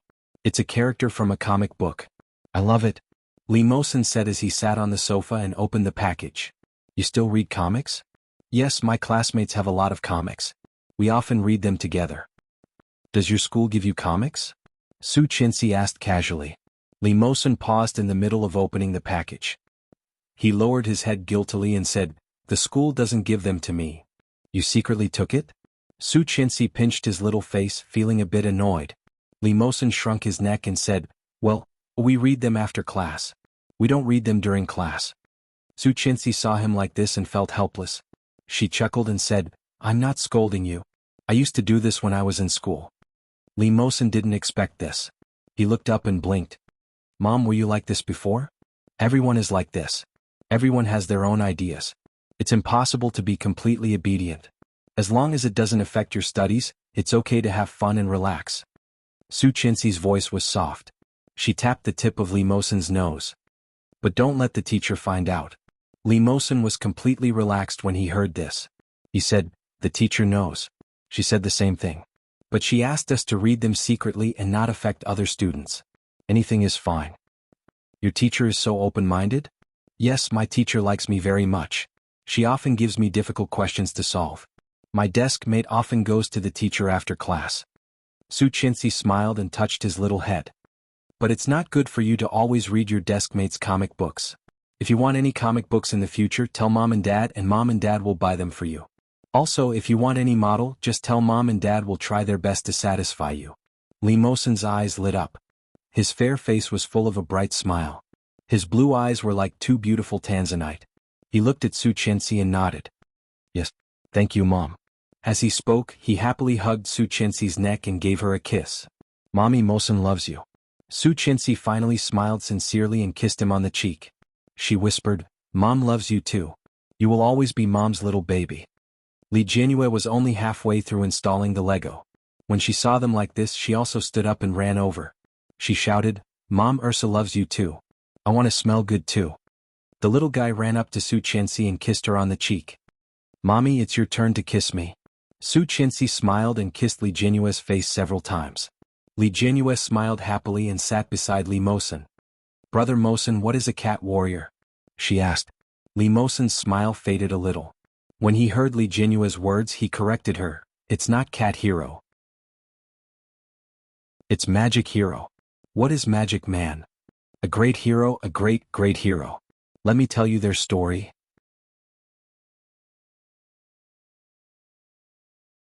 Chapter 1867. After dinner, Yi Yuyu played with Li Jianyue for a while before heading home with Li Jinan. When she got home, Yi Yuyu realized how monotonous her house was. She let out a long sigh, rubbed her belly and said, there are still a few months left. Baby mommy is so bored. Li Jinan stepped forward and wrapped his arms around her waist. Why would I? I'll accompany you. If you're busy all day. Alright, I'm going for a prenatal checkup tomorrow. Well, I'll tell my assistant that I won't be going to the office tomorrow. Let's accompany the baby for the checkup. Li Jinan's voice was low and sexy. She smiled and tugged at his sleeve. I'm going to take a shower. Want to join me? Li Jinan was speechless. Yi Qianshan had hot pot with Shinjilia and then went to an arcade to relax for a while before heading to the hotel near the office to check in. After taking a shower and changing into a fresh set of clothes, Yi Qianshan lay in bed and waited for Shinjilia to return from his shower. She couldn't help but take out her phone and open the remote surveillance video. Yi Qianshan rewound the video and watched it from the moment they left the house. She fast-forwarded all the way, but there was no sign of anyone. Yi Qianshan was merely watching out of boredom. It was one thing to be worried, but on second thought, she didn't seem to be a threat. Apart from a ridiculously tall nose and a face full of acne, there seemed to be nothing noteworthy about that person's face. However, just these two characteristics were already extremely rare. Yi Qianshan flipped through the pages and yawned in boredom. He was sleepy. Yi Qianshan had slept too late the night before and had woken up too early that morning. She had also suffered a shock. Her energy seemed to have been depleted. The image on the phone dimmed bit by bit. The fast-forward was not particularly exaggerated, and it was enough to clearly see every scene and every moment. The powerful night vision function displayed the entire pitch-black house on the screen. Even though there was no light in the house, he could still see everything inside clearly. However, all of a sudden, a shadow appeared in the dark room. Yi Qianshan's drowsiness was immediately chased away, and she stood up straight. His heartbeat suddenly seemed to jump up to his throat, terrifying and turbulent.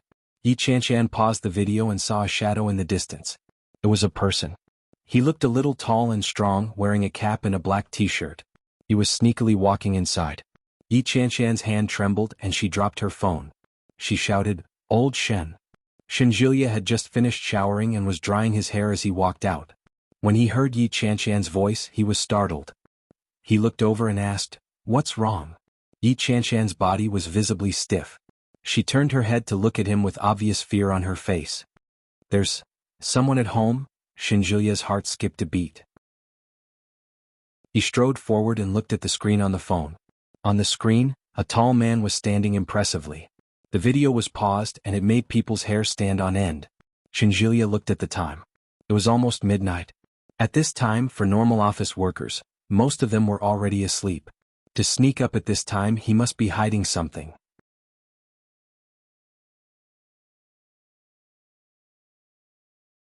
Chapter 1868. In the dim image, the stranger looked around, opened the fridge and took out a drink for himself. It was as if he had entered his own home. His demeanor showed no signs of fear or nervousness. Such a person was either used to such behavior, or he had no fear of the family. Or perhaps, he had come prepared and had no need to worry that Yi Chanshan and I would pose any threat to him. Shinjuya squinted his eyes warily and stared at him with his amber eyes. He watched as the man looked around the living room. After making a full circle, he opened the door to the room and entered it. "Is there a surveillance camera in the room?" Shinjuya asked. When Yi Chanshan heard that, she immediately stood up and replied, "Yes." "Did he enter the room?" She stood up and went over to help adjust the image of the surveillance camera into the room. The moment she did so, she suddenly saw an enlarged face. In the darkness, Yi Chanshan was caught off guard. Her whole body bounced off the wall and she fell backward. Shinjuya was also startled, but he reacted quickly. He held Yi Chanshan up and stared at the cell phone in his hand. On the screen, the face laughed exaggeratedly. Yi Chanshan exclaimed, "Screenshot! Screenshot!" Shinjuya finally reacted and took a few screenshots of the image. However, the man seemed to be fearless. He grinned and gave the camera the middle finger. Then he opened his mouth and took out a white object to block the camera. When Yi Chanshan saw the scene, the fear in her heart washed over her. She had been relaxed for the whole day, but at that moment she was extremely tense. "Old Shin," Yi Chanshan opened her mouth, but the trembling and fear in her voice could be clearly heard. She sounded like she was about to cry, and it made his heart tighten. Shinjuya pursed his lips and pressed her into his arms. He said, "Don't be afraid. I think it's best to get your brother-in-law's help on this matter." Li Jinan was quite famous, and his words carried a lot of weight in the local police station. At this time, if they wanted the police to dispatch the officers as soon as possible, Li Jinan would be the most suitable person to do so. However, it was already very late. It was hard to say whether he was asleep or not. "Don't be afraid. I'll make the call." Shinjuya took out his phone and dialed 110 for the police before dialing Li Jinan's number. Thank God. From the sound of his voice, Li Jinan was still very energetic. As Shinjuya summarized the incident, Li Jinan's frown deepened. Yi Chanshan couldn't help but sob softly. She asked, "Will we die? What if that person is a lunatic and wants to kill us?" Shinjuya was on the phone when he heard Yi Chanshan's fearful words. He frowned and said, "Don't let your imagination run wild. Li-san, I'm counting on you." "You have a map?" "Yes." "Send it. I'll get someone to issue a wanted order." "All right away." After Shinjuya hung up the phone, he sent the screenshot to Li Jinan on WeChat. Third elderly did not reply. After about 20 minutes, Li Jinan replied, "Waiting for news." How efficient. He realized that the woman in his arms was still trembling. He hugged her tightly and whispered, "Don't think about it. Go to sleep."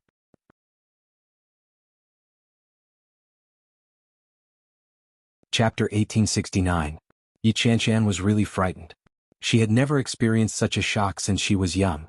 She had thought that such things could only be seen in novels and comics. She had never imagined that she would actually experience such a thing. When the Arabian Nights that she had once thought was really happening to her, other than fear, Yi Chanshan didn't feel anything else.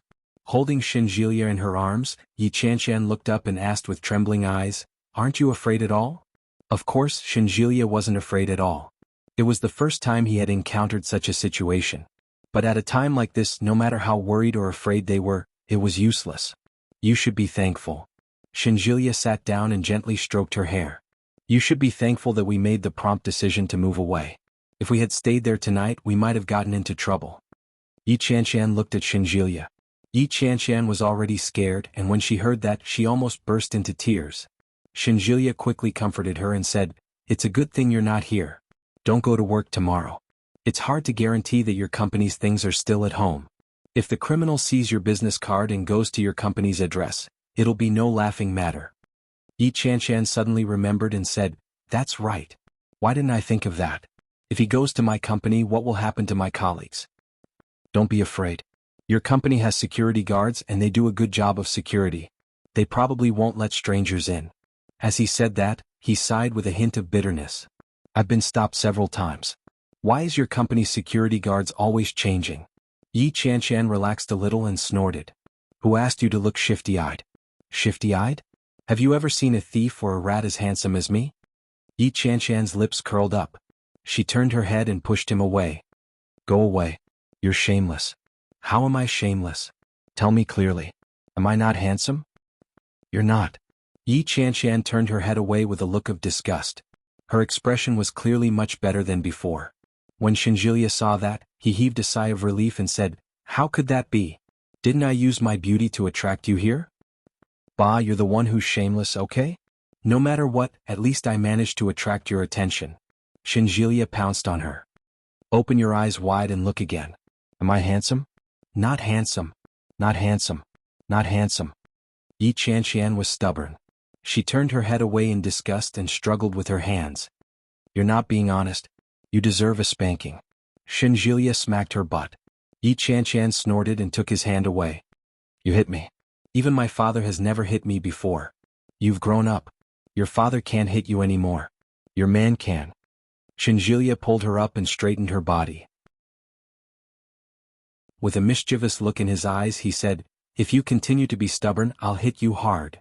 Yi Qianshan twisted her body, but her brows were still tightly knitted together. She said, Hey handsome. I'll let you be handsome for a while.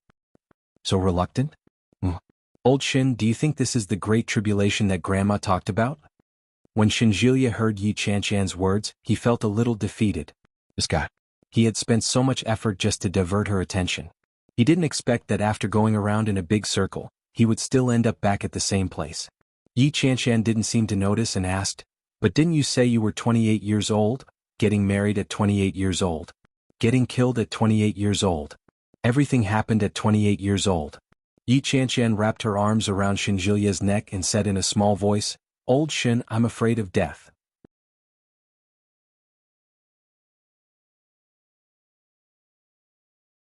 Chapter 1870. Married at the age of 28. Killed at the age of 28. Killed at the age of 28. Everything happened at the age of 28. Yi Qianshan wrapped her arms around Shenjilia's neck and whispered in fear, Old Shin, I'm afraid of death. Unexpectedly, Shenjilia stared at Yi Qianshan and said in a serious tone, Don't worry. Beauties are the ones with short lives. People like you can live for a long time. Yi Qianshan's eyes widened when she heard that. She gritted her teeth and reached out to pinch his waist. Ah! Shenjilia let out a half-hearted scream. He pinched her little hand and pushed her inside. Then he pinned her down with his foot and said, Do you still want to sleep? It hurts. Yi Qianshan let go of his hand, but her heart didn't completely relax. She had been extremely sleepy, but now her eyes were wide open as if she had been injected with steroids. The two of them chatted for a while. It was about 2 o'clock in the morning when Yi Qianshan couldn't stand the sleepiness anymore and fell asleep. Shenjilia's mood was very heavy, and he didn't feel sleepy at all. Suddenly, Shenjilia's phone vibrated. It was an unknown number calling from Kingstown. He had a bad feeling about this. He glanced at Yi Qianshan, who had finally fallen asleep. He tried to be as gentle as possible and released her before quietly answering the call. Is this Mr. Shin? There was a hubbub of voices on the other end. It sounded a little noisy. The sound of police sirens and walkie-talkies were very clear. Shenjilia breathed a sigh of relief and replied, Yes. May I know who this is? You're from the capital? The person on the other end said casually. He then returned to the topic at hand and said, I'm a police officer. My surname is Lin. We are now downstairs from your house. Is it convenient for you to come back now? At this time? Shenjilia's voice was very low. When he heard that, he subconsciously looked at Yi Qianshan, who had just fallen asleep, and said softly, Can you briefly describe the situation? My girlfriend just fell asleep. She was scared out of her wits today. On the other end, Officer Lin expressed his understanding. He thought for a moment and said, We didn't catch them, but the scene was severely damaged. We suspect that they will come back. Now, we need you to confirm the extent of the damage.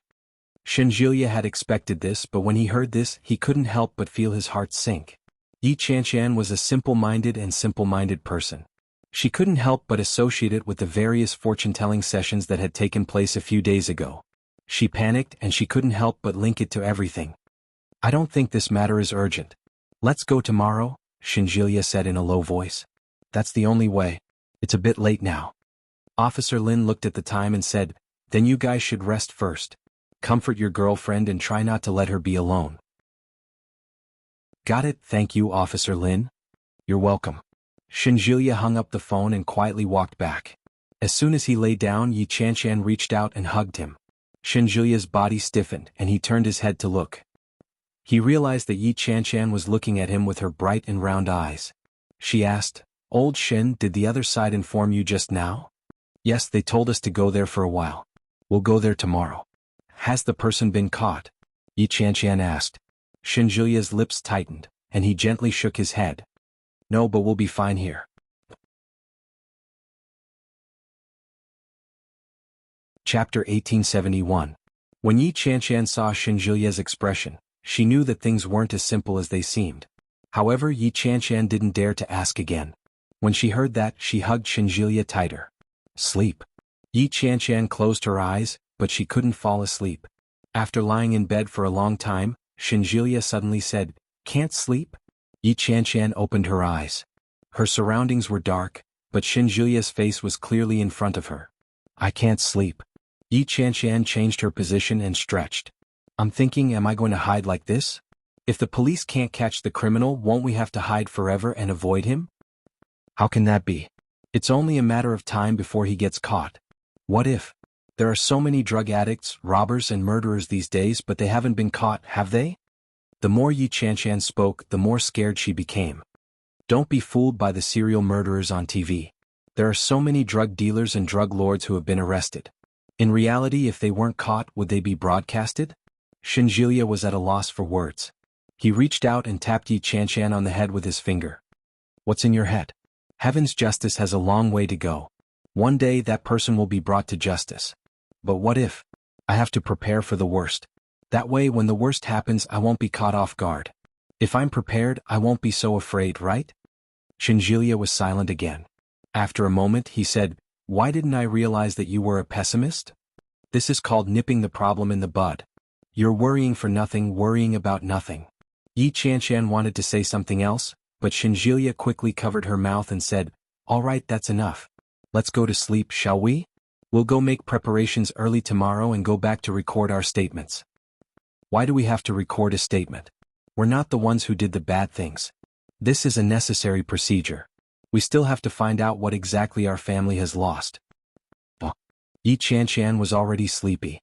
When she heard that, she felt even more exhausted. She closed her eyes. I'll go to sleep then. He had thought that he would be unable to fall asleep for a long time like just now. She didn't know if Shinjuya's words had any effect on her, but the moment she closed her eyes, her mind went blank. Shinjuya breathed a sigh of relief when he heard the sound of even breathing. It was a good thing that she fell asleep, no matter when she fell asleep. Shinjuya closed his eyes and fell asleep with Yi Chanshan in his arms. Shinjuya rarely had dreams, especially nightmares. However, he dreamt of an extremely strange scene. They were on a cliff and in front of them was a mass of fog. Birds and eagles were chirping around them, and they could vaguely hear the flapping of birds' wings. Shinjuya stood on a high vantage point and looked around, but he was isolated and helpless. Wasn't he sleeping with Yi Chanshan in the hotel? How could he be here? Shinjuya panicked. Where are you, Yi Chanshan? However, after the echo reverberated in the surroundings, it disappeared. The eagle's cry grew louder and louder, and Shinjuya's sense of danger multiplied. Suddenly, an angry roar came from behind him. Julia, get your ass back here.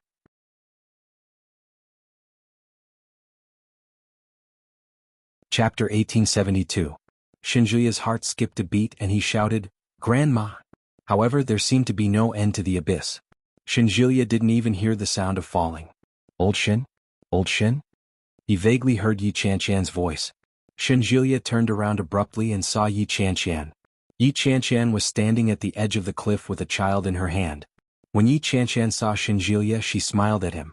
Shinjuya lowered his head to look at the child beside him, and he couldn't help but look down as well. However, the child was wearing cute plaid suspenders and a white shirt.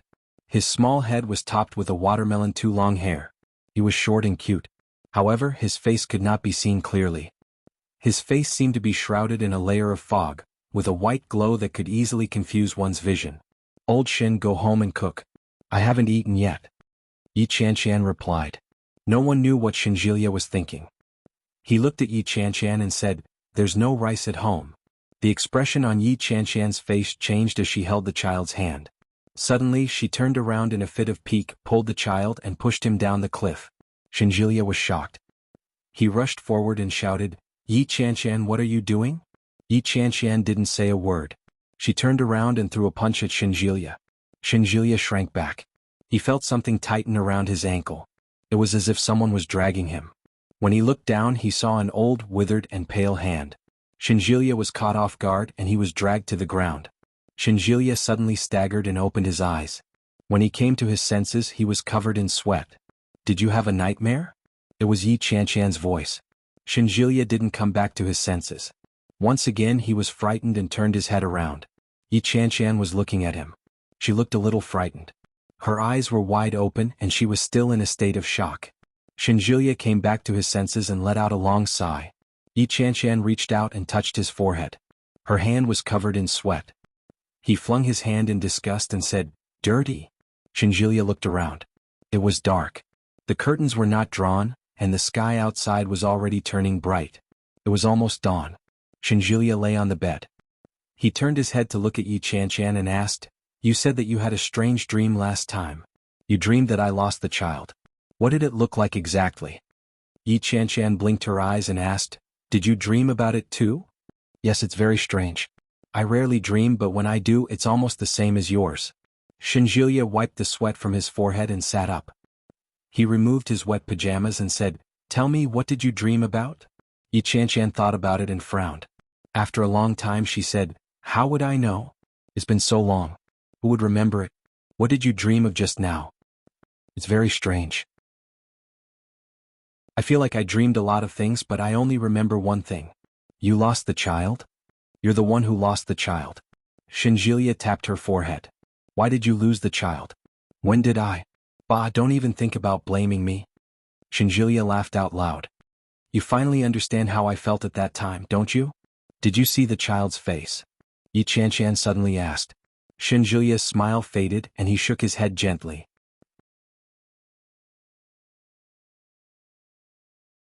Chapter 1873. She rubbed the goosebumps on her arms and asked, "Do you think that God is trying to foretell us something?" Yi Chanchan felt her hair stand on end. She rubbed the goosebumps on her arms and asked, "Do you think that God is trying to tell us something?" "Bah." Shinjilia smiled helplessly. "I think it's possible that it's because you told me about it the last time. That's why I dreamed about it. As the saying goes, what you think in the day you dream at night. If that was the case, there was still a basis for it." "Is that so?" Yi Chanchan felt that it made sense. "Sai, how can you live a good life every day? Go to sleep. It's nothing." Shinjilia held her in his arms and said, "You can only have children when your body is well. Don't stay up late." "I didn't want to either." "Oh, old Shin, you scared me just now." Shinjilia raised his eyebrows and asked, "I was talking in my sleep too." Yi Chanchan curled up in his arms and said, "You keep calling me grandma and Yi Chanchan. I can't shake you awake no matter how hard I try." "Is it that exaggerated?" Shinjilia thought it was funny and he began to think about it. He had always been a light sleeper and he didn't expect that there would be a time like this. "Yeah." Yi Chanchan nodded her head profusely. "You have no idea how many times I called out to you, but you wouldn't wake up no matter how hard I pinched you." "What did you call me?" Yi Chanchan was a little confused and couldn't react in time. "You said you called me a few times. What did you call me?" "Old Shin," Yi Chanchan said matter-of-factly. "That's what I've always called you." Shinjilia nodded his head and replied, "Yes, I understand." In psychology, these are all explainable. There is a popular saying that it is psychological. Coupled with the influence of the environment, dreaming is very normal. "What do you mean?" "To put it simply, I'm dreaming because I'm infected by you." *CK, how can this be? "Humph, that's how it is." Shinjilia hugged her and pressed her head. "Sleep." "Oh, all right." Not long after Yi Chanchan closed her eyes, her cell phone, which was charging on the bedside table, suddenly rang. It was Shinjilia's phone. It was an unknown number with a Kingstown landline number. When Yi Chanchan saw it, she asked, "Is it that cop again?" Shinjilia didn't think it was possible. He took a look and said, "It's probably a harassment call." He pressed the silent button on his phone and put it back. But after a while, after the call was automatically hung up, the phone rang again. It was the same phone call. Answer it. What if it's something important? Yi Qianqian asked. Shenjilia looked at the time. It was barely 5 in the morning. Picking up the phone, he could hear the howling of the wind on the other side. Hello. Shenjilia replied. Suddenly, a laugh came from the other side of the phone. It was a strange voice. I'm not very good, Dr. Shin. Since you dare to call the police, I can only give you a big gift. Shenjilia had turned on the loudspeaker, so Yi Qianqian could hear him clearly. Yi Qianqian's heart skipped a beat, and she began to tremble in fear. Just as she was about to speak, Shenjilia covered her mouth. Shenjilia used his eyes to warn her to be quiet and asked in a calm voice, "What do you want?" Chapter 1874. You want money? Shenjilia asked directly. But in his heart, he secretly breathed a sigh of relief. If this person dared to contact him, there was a way to catch him. What he was most afraid of was that if he didn't come, it would cause panic. Ha ha ha, I'm not stupid. If I wanted money, wouldn't you wait for someone to come and catch me? The man laughed. His voice was hoarse and unpleasant, like a stone scraping the sand. Then what do you want? I want powder. Without a doubt, the powder was referring to drugs. I don't have such things, Shenjilia said righteously. If you want money, I can give it to you as long as you don't pester us in the future. But if you want powder, you have to get it yourself. I don't have such connections. You don't? The man seemed to sigh. His throat seemed to be broken. Then I'll have to go after your girlfriend, Dr. Shin. Shenjilia's brows were tightly knitted together. When he heard that, he sneered and said, Do you even have the chance? The man seemed to be quiet for a moment. I'm with my girlfriend every day. If you want to do anything, you have to go through me. I have police protection around me. Who do you think you are? There was a hint of provocation in his words. Yi Qianqian was frightened when she heard that. She gently tugged at Shenjilia. There was an indescribable nervousness in her eyes. Shenjilia shook his head gently and gestured for her to calm down. The man chuckled, but before he could speak, Shenjilia spoke again. When the time comes, we'll have to see if you can endure it or if I can. Since you're calling me now, it means that you're at the end of your rope. There are wanted posters everywhere, and your photo has already been published. You're already starting to feel nervous. You can only turn to me for help now if you don't want to suffer so much. An addict was undoubtedly terrifying. But what was even more terrifying was an addict who had no other way out. To catch a snake at its weakest point, Shenjilia's every word hit the nail on the head. No wonder you're a psychiatrist. You're right. But I have to warn you, if I don't want to live anymore, I can easily kill 1 or 2 of you. Bring it on any time. Shenjilia's tone seemed very relaxed, but Yi Qianqian could clearly see his tightly knitted brows. His heartbeat quickened uncontrollably. Yi Qianqian grabbed Shenjilia's hand and didn't dare to make a sound. As long as you can endure it, believe it or not, as soon as you go out, people will recognize you everywhere. At that time, you won't even be able to eat, let alone make the powder. Are you threatening me? We wouldn't dare. Our lives are still in your hands. Hee hee. Zhang Xian chuckled coldly. His laughter was filled with obvious anger. You sure have guts. I'm not as old as you. Do you really think that no one is monitoring our phones and waiting for your call? How dare you? The man's voice was filled with anger and panic. Shenjilia laughed. What's there to be afraid of? It's just a joke. Yi Qianqian was scared out of her wits. Her body was trembling. She almost thought that what he said was true. She hadn't even been able to relax when she heard the bad news. The upheaval in her mood made Yi Qianqian feel terrible. The person on the other side of the phone was also flustered and exasperated. He roared, "Bastard!" Shenjilia didn't respond and waited for him to continue.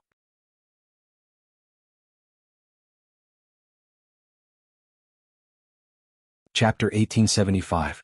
The warning voice, coupled with the whistling sound of the wind coming from the other side of the phone, was indescribably terrifying. Shenjilia wasn't frightened. He teased, "My woman will go?" His voice seemed to be chuckling. The man hadn't expected Shenjilia to have such an attitude. For a moment he didn't know what he meant. Shenjilia's tone was unhurried as he said, "My woman is timid. If she's not careful, she might call the police or something. Or she might accidentally give you up. Do you think you're the one at a disadvantage, or am I? What do you want? I'll go. You said it yourself. I'm bold." Tiske. The man looked disdainful. "If I find out you're up to no good, I won't let you off." "Ah, all right, I'll wait and see." With that, Shinjilia hung up the phone. Yi Qianshan was right beside him. She knew very well that he wasn't as relaxed as he made it sound. When he put down the phone, Shinjilia's palms were already covered in a layer of sweat. There were also beads of sweat on his forehead. Hot tears welled up in Yi Qianshan's eyes as she asked, "Old Shin, are you really going?" "Yes, I'm going." Shinjilia nodded slightly and kissed Yi Qianshan on the forehead. "Don't be afraid. It'll be fine." "How can I not be afraid?" Yi Qianshan burst into tears and hugged Shinjilia's waist. "You scared me to death. How can you act so well? You're obviously very nervous, but you still speak as if nothing happened. It's like you're suffering from schizophrenia." Shinjilia couldn't help but laugh. He nodded at her head and said, "What kind of description is that? Do you sound like you're praising me?" "Yeah." Yi Qianshan's face was already wet with tears. She wiped her eyes hard and sobbed. "Why don't I go? If a woman goes alone, he might let his guard down." "No." Shinjilia's attitude was very firm. "I'll go. You saw it for yourself. I can act. Can you?" Yi Qianshan was speechless. She couldn't at all. Her mental fortitude was obviously not as good as Shinjilia's. She might be paralyzed when she arrived at the scene. Shinjilia looked at her and suddenly turned to face her. He held her face in his hands and kissed her on the lips. Yi Qianshan felt even more afraid. Her breathing became heavier. She pushed him away and cried out, "No. Don't go." Yi Qianshan was shocked. Shinjilia was caught off guard by her push, and his hands went to the back of his head. "Don't go." She curled into a ball helplessly and said, "I'm so scared. I think we're going to get into trouble. Old Shin, can you not go?" Shinjilia hugged her and comforted her softly, "It's okay. It's okay. We're just going to buy something. Don't be afraid." "Old Shin." Yi Qianshan suddenly looked up. Her face was wet. "Do you love me?" Shinjilia looked at Yi Qianshan and said with certainty, "Yes, Yi Qianshan. I love you very, very much, so I can't lose you. Don't be afraid. I'll be fine." Yi Qianshan sniffled and threw herself into his arms. She tried to calm herself down, but it was useless. Her tears flowed uncontrollably. She whimpered, "What should I do, Shinjilia? I love you very, very much too, but don't go. I beg you, don't go." Shinjilia didn't agree, but he didn't disagree either.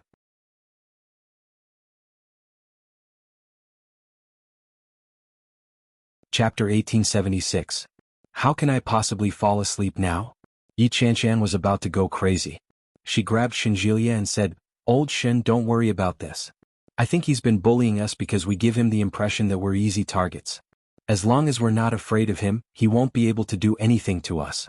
"You, Qianshan?" Shinjilia interrupted her. Yi Qianshan's frightened eyes were filled with tears.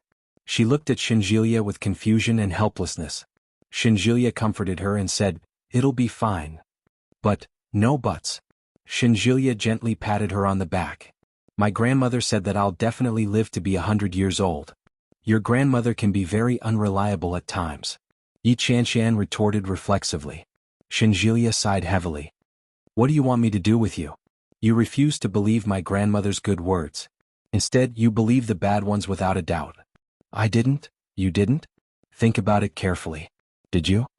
Yi Qianshan was speechless. Shinjilia looked at her and said, "It'll be fine. I'll call the police to inform them." "Call the police?" Yi Qianshan was shocked. "If that person finds out, won't he take revenge on us?" "He'll take revenge on us even if we don't call the police." Shinjilia stared at her. "Don't believe the words of that kind of person. If he dares to do anything to us, it's only a matter of time. We'll call the police to nip it in the bud.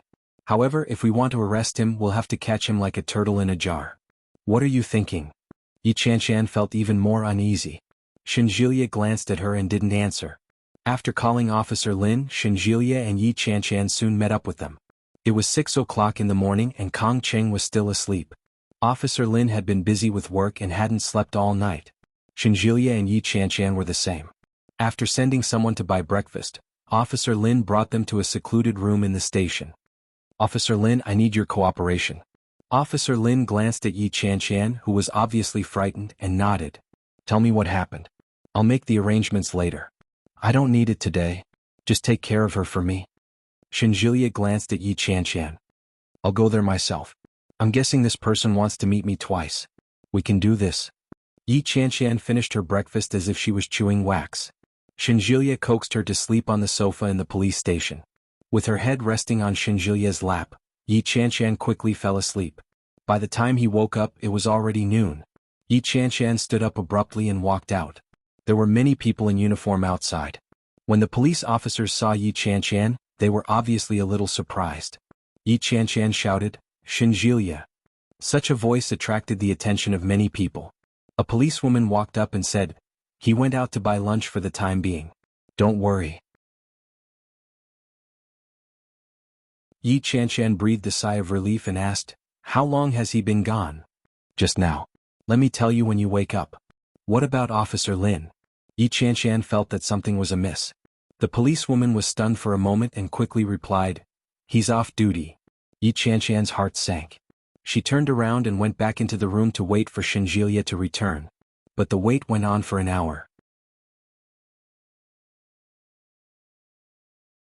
Chapter 1877. Yi Qianqian couldn't help but look at the policewoman. Where did he go? The policewoman couldn't answer. She looked at Yi Qianqian and smiled. Yi Qianqian's heart suddenly sank. Kingstown was an old city. Streets and alleys intersected, and there were all kinds of small roads in the urban villages. There was a small road on one of the old streets called Songyin South Street. Shenjilia followed the GPS and walked over. He searched for a while and saw a chess stall. A few white-haired old men were sitting there with a big parasol on top. Beside them were old people riding bicycles. The 5 old men looked to be in their 50s or 60s. One of them was wearing a sweatshirt and holding a fan. His legs were spread apart and he was enjoying the cool air.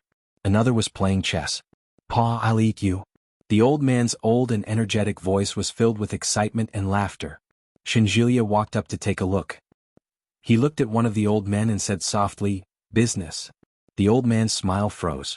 He turned to look at Shenjilia and sized him up. Shenjilia's lips were red and his face was pale. Although there were some dark circles under his eyes, it wasn't to the extent that he was doing business. He didn't think it was a business.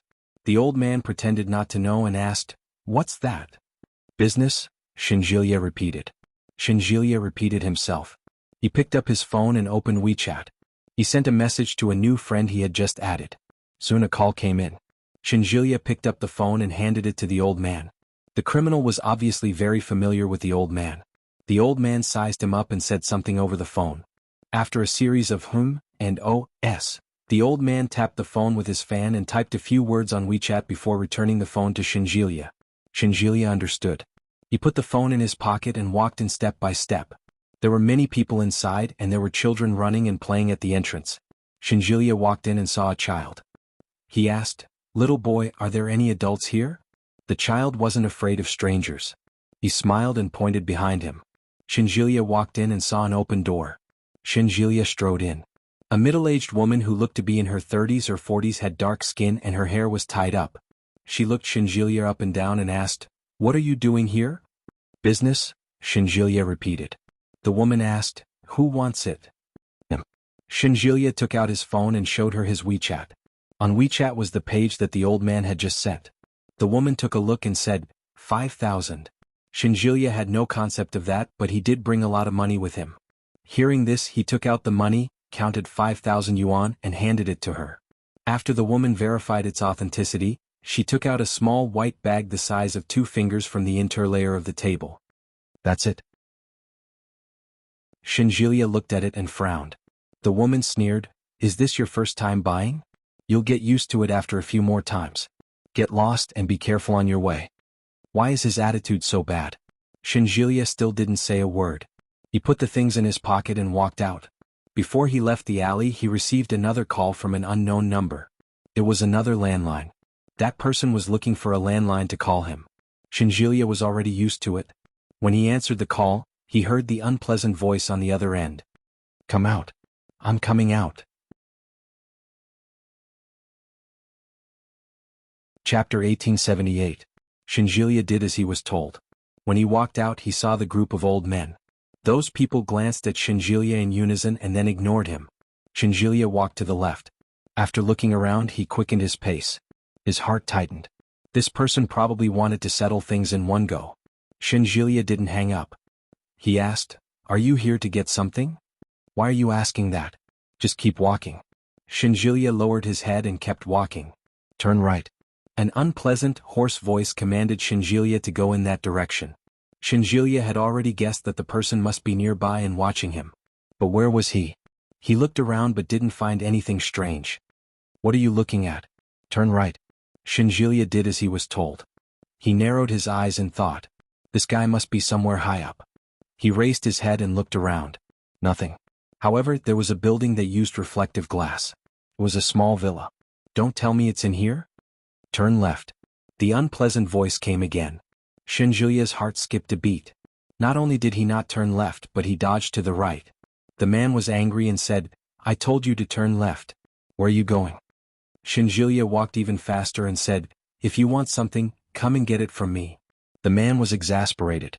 In a moment, Shinjulia could clearly hear the sound of something smashing coming from the other side of the phone. Damn it, you're asking for it. Believe it or not, I'll kill your woman.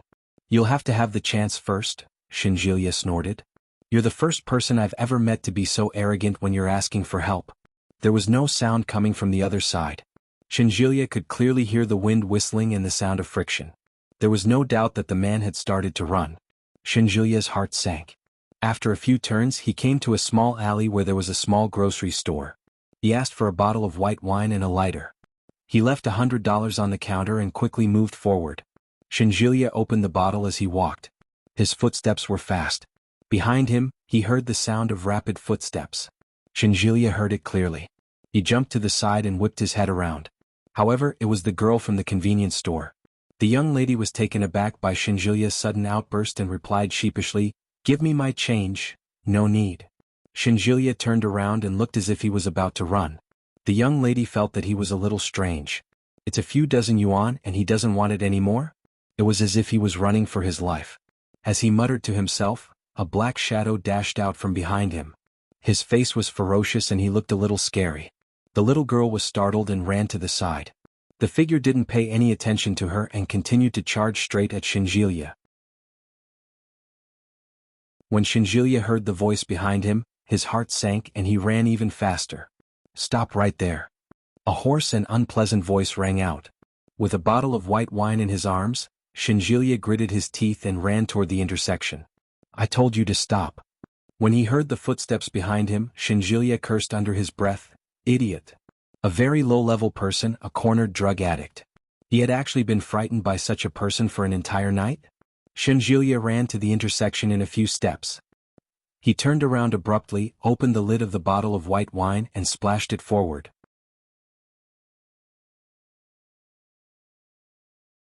Chapter 1879. The man hadn't expected such a thing to happen. He took a step back in fright. Then he was hit by the fire. Ah! The man screamed, but he didn't forget his original intention. He lunged at Shinjulia. Shinjulia dodged and kicked him. Then he heard the sound of footsteps behind him. The criminal was surrounded. He could clearly hear the sound of guns being loaded. With a horrified expression, the drug addict fell to the ground. He put out the fire on his body, but his head was pressed against the gun. He stared at Shinjulia with hatred and gritted his teeth. King played me? Shinjulia was already covered in sweat. When he heard that he laughed coldly. But his heart was indescribably relaxed. South Songyun Street was swept. A total of 15 people were arrested. It was already afternoon when he returned to the police station. Before Shinjulia entered, he could already hear Yi Chanchan's footsteps in the distance. When she saw Shinjulia, Yi Chanchan burst into tears. She lunged at him and cried without holding back. Officer Lin saw it and found it funny. His heart ached. He patted Shinjulia on the shoulder and said, "Your girlfriend was scared. Comfort her." Shinjulia's heart softened. He hugged Yi Chanchan tighter and said softly, "It's okay. Don't cry. There are so many people watching." Yi Chanchan felt even more wronged. She bit his shoulder. Shinjulia cried out in pain and said, "It's over. It's over. Are you trying to murder your husband?" Yi Chanchan bit him even harder. After sobbing a few times, she pushed him away and strode out of the police station. Shinjulia saw that something was wrong. He quickly chased after her and comforted her. "I've caught that person. You don't have to be afraid anymore. Are you surprised? Are you touched?" Yi Chanchan's mouth twitched. She cried again. Shinjulia was frightened. He quickly hugged her and comforted her. All right. Don't cry. I was wrong. I was wrong. I was really wrong. Yi Qianshan hugged him and sobbed angrily. Why didn't you tell me that you were going to die? If I woke up to the news that you were killed by someone on the side of the road, what would I do in the future? I'm fine, aren't I? Shinjilia said helplessly. Besides, how can you curse your boyfriend like that? All right, stop crying. Yi Qianshan didn't want to cry either, but the grievances were overwhelming. Her eyes were swollen like 2 walnuts and she couldn't stop crying. Shinjilia felt helpless and said softly, Shall we go home first? No, I'm going to a hotel. Shinjilia laughed and pulled her along. Let's go. Yi Qianshan felt that it was the longest 2 days of her life. After these 2 days he became especially happy at other times. After staying in the hotel for a few days they started to move. The small house was listed as a second-hand house. Yi Qianshan and Shinjilia moved all their belongings to their new home.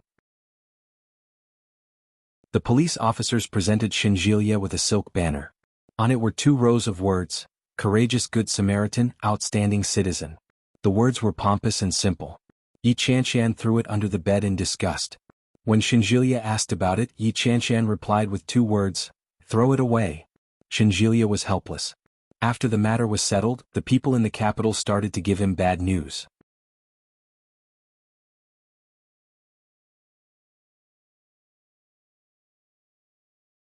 Chapter 1880. Shinjilia was stunned when he heard the news. He rubbed his nose awkwardly. When he turned to look at Yi Qianshan, he saw the woman laughing heartily. I see. Shinjilia spoke to his colleague on the phone and sighed. It's my fault. It's my fault. Tell the director that I'll go back once I'm done here. When his colleague heard that, he flew into a rage and said, You rascal, do you know how many things have been going on in the hospital recently? You haven't even F*King finished dealing with them.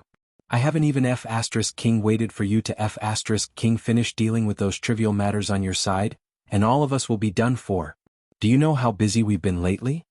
The speaker was on, and Shinjilia could almost hear the saliva on the other end of the line.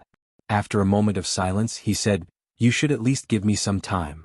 The director said that if you don't come back soon, he'll deduct all your bonuses. You'll lose your promotion bonus and your year-end bonus. I don't care if you're a relative of the royal family. It's useless to ask your father for help. What a vicious statement. The total sum of the bonuses was not a small figure. Shinjilia couldn't stand it anymore. Hey. You can't be so unkind. I still have a wife and child to support. Yi Qianshan sat up and threw a pillow at him. Shinjilia caught it firmly. The other end of the line was silent.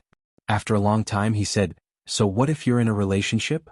I'll tell the director to deduct all your bonuses. The call had already been hung up. Shinjilia had no choice but to turn to look at Yi Qianshan, who was sitting on the bed. He threw the phone aside and pounced on her. How dare you laugh at me? Yi Qianshan screamed and shrank back. Then, she let out a peal of laughter that was loud enough to pierce through the ceiling. It tickles. Shinjilia's hands groped her body and pressed down hard. He snorted and said, You deserve to be punished. Yi Qianshan groaned. She was soon out of breath from the punishment. The swaying of the bed became more and more joyful as time passed. When he returned to the capital, Shinjilia dealt with all the work that had been delayed. Fortunately, the old director was kind enough. Although he had been demoted, there was still a mountain of work to be done. In the words of his colleagues, You deserve it. Shinjilia had no choice but to bitterly finish his work during the day. When he got home at night, he called his girlfriend to complain. To Shinjilia's surprise, not only was his year-end bonus not deducted, but it was also increased by quite a bit. After receiving the reward, Shinjilia glanced at the old director. Amos snorted. If you bring your girlfriend to the imperial capital and run off to Connecticut to work again, I'll fire you. Shinjilia laughed out loud and half-heartedly gave a military salute. Yes, sir. 4 months was neither a long time nor a short time.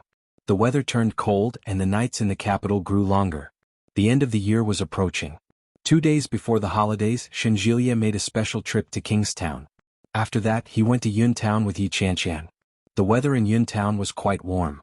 When they arrived, Yi Jinhua was wearing a cotton-padded jacket and sitting in the living room, watching TV and drinking tea. Dad. Yi Qianshan called out as she dragged her luggage into the room. Uncle. Shinjilia exhaled a breath of cold air, but his smile was bright. Happy New Year.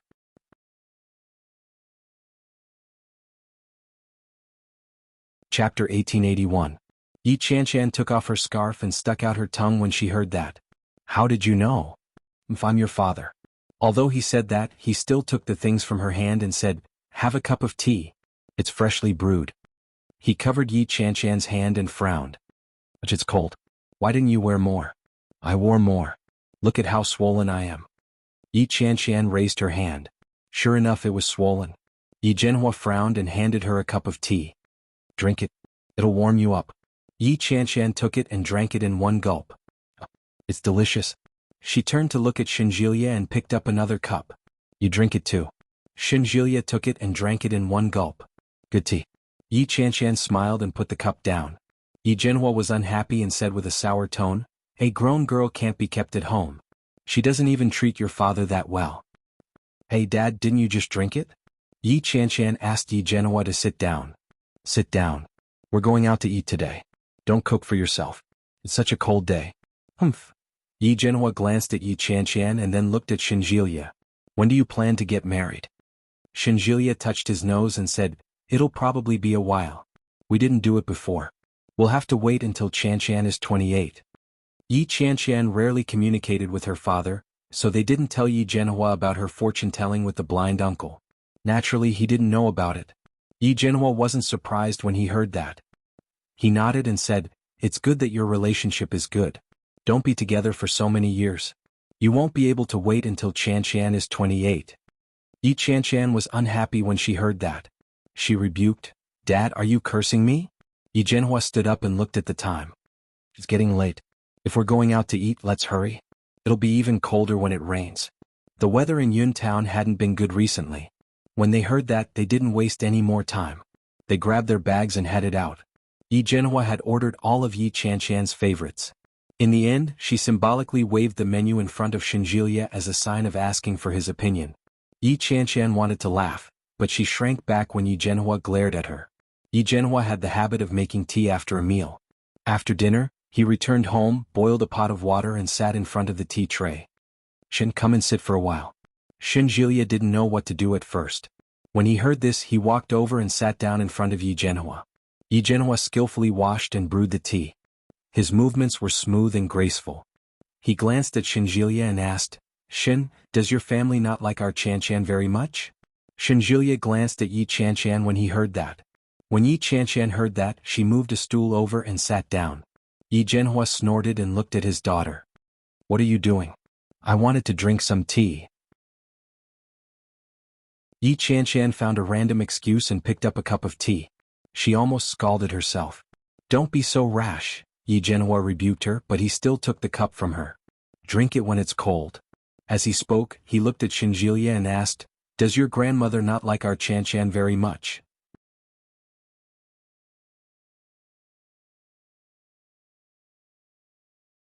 Chapter 1882. Yi Zhenhua sipped his tea and said slowly, I know that you suffered at your hands before. As he spoke, he glanced at Shinjilia. I heard that the old lady in your family treats my Yu very badly. I don't expect her to treat my Chanshan very well. However, you'd better protect my little girl. In the past, I was always worried that she couldn't find a partner. Now, I'm worried that she'll be bullied by your family. He sighed and looked at Yi Chanshan. Exasperated with her failure to live up to his expectations, he said, can't you just let me worry a little less? Yi Chanshan felt a little wronged and replied, you're the one who's worried. What does that have to do with me? Yi Zhenhua glared at her, but his face was full of helplessness. Sigh. Don't worry, uncle. Shinjilia looked at Yi Zhenhua and said seriously, no matter what, taking good care of Chanshan is my first duty. I'll take care of my grandmother. Even if Chanshan can't marry me now, I can wait. It's only a year or so.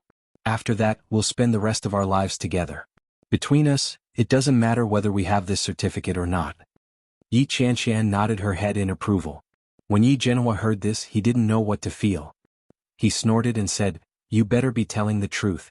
If you dare to bully my daughter, I'll go to the capital with a knife and chop you up. Shinjilia grinned, revealing his rosy lips and pearly white teeth. Then you won't get the chance. You have a sharp tongue. Although Yi Zhenhua said so, a smile bloomed on his face. He seemed to be in a good mood. After chatting with the elders in the living room, Yi Zhenhua soon felt sleepy. After they left, the weather was a little cold, and Yi Chanshan didn't feel like showering. She took off her coat and lay on the bed, refusing to get up. The two of them had been separated for 4 to 5 months, and Shinjilia had been busy in the capital. The feeling of a long-distance relationship was really not a good one. More importantly, Shinjilia had gone to fetch Yi Chanshan from Kingstown to Yuntown the moment he landed. He hadn't had the time to be affectionate with her. Now that the trip was over, Shinjilia couldn't help but start groping her. Yi Chanshan twisted and whispered, "The soundproofing here is terrible. Don't touch me." "It's okay, I'll be gentle. Ba, we'll talk about it tomorrow. What's the rush?" Yi Chanshan kicked him away and hugged herself tightly. She refused to let go. Shinjilia was actually a little hesitant, but when he thought about how he had to leave a good impression on his future father-in-law, he gritted his teeth and agreed. But who would have thought that clenching his teeth like that would cause him to be unable to sleep for the entire night? When Shinjilia woke up the next day, he looked dispirited and listless. When Yi Chanshan saw that, she lowered her head and pretended not to know anything. After eating the breakfast prepared by Yi Zhenhua, Yi Chanshan suddenly had the sudden urge to visit Fang Tongtong. Shinjilia knew that Yi Chanshan couldn't let it go, so he didn't stop her. However, when they arrived at Fang Tongtong's shop, they realized that the shopkeeper was Fang Tongtong's mother. When Fang Tongtong's mother saw Yi Chanshan and Shinjilia, she felt a little conflicted. "You're back." Yi Chanshan nodded her head and looked inside before asking, "Where's Tong Tong?"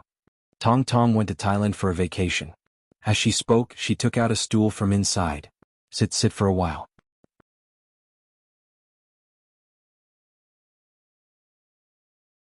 Chapter 1883. Oh. Mrs. Fang nodded and looked at Yi Chanshan and Shinjilia. There were a few emotions in her eyes that Yi Chanshan couldn't understand.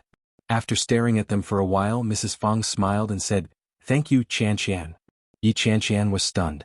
"Thank you for being willing to come and see our Tong Tong." Mrs. Fang looked at Yi Chanshan.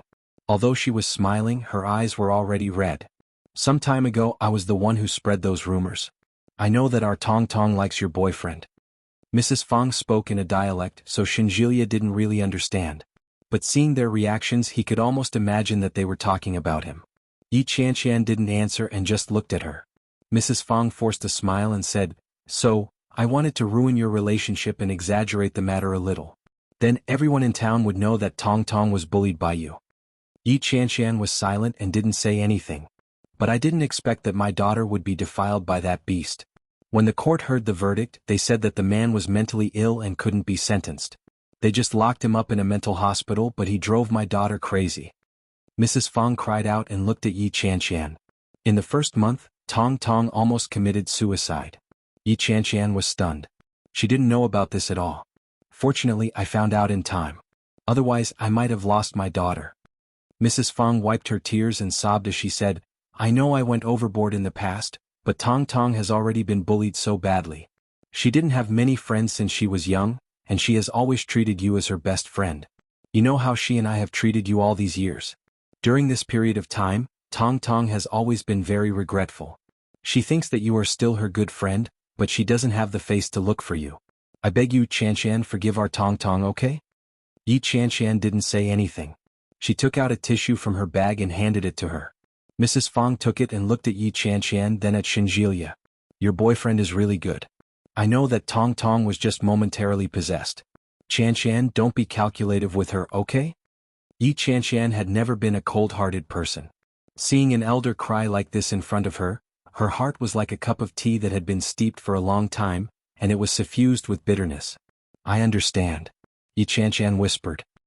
He stretched out his hand to wipe away her tears, feeling a little sorry for her. Fang Tong Tong wasn't a bad person. Yi Chanshan knew better than anyone else. Hearing this, Mrs. Fang raised her head and tears rolled down her cheeks again. She nodded and said, "Chanshan, that's great. Chanshan, it's the new year. Can you give Tong Tong a call?" After that, Mrs. Fang seemed to realize that her request might be a little too much, so she awkwardly added, "It's the new year and she's alone in Thailand. I'm a little worried.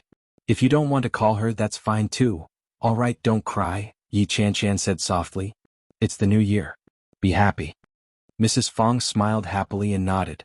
Yi Chanshan was not in a good mood, but at the same time she was in a good mood. Chapter 1884.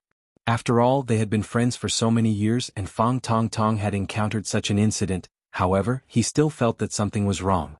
Mrs. Fang's words might have given her a legitimate reason. Although Shinjilia didn't understand what they were saying, he could roughly guess what they were talking about. On the way to the airport, he saw Yi Chanchan staring at her cell phone in a daze. He sighed softly and said, "If you want to call, just do it." Yi Chanchan glanced at Shinjilia and suddenly felt a little sad. Shinjilia hated Fang Tong Tong so much, yet he allowed her to make a phone call? It would take them more than 10 minutes to reach the airport. Yi Chanchan thought for a moment and dialed Fang Tong Tong's number. It rang for a while before the call was picked up. "Hello, Chanchan?" It was Fang Tong Tong's voice. However, compared to his previous flamboyant and enthusiastic voice, his voice now seemed a little cautious. It seemed to be a test, as if he didn't dare to believe it. She then said, "Tong Tong, Happy New Year."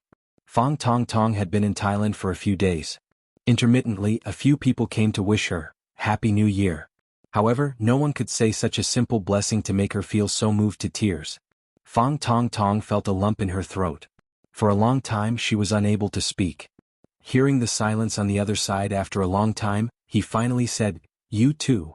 Fang Tong Tong did not say anything else, but in that instant, a smile spread across her lips. How nice.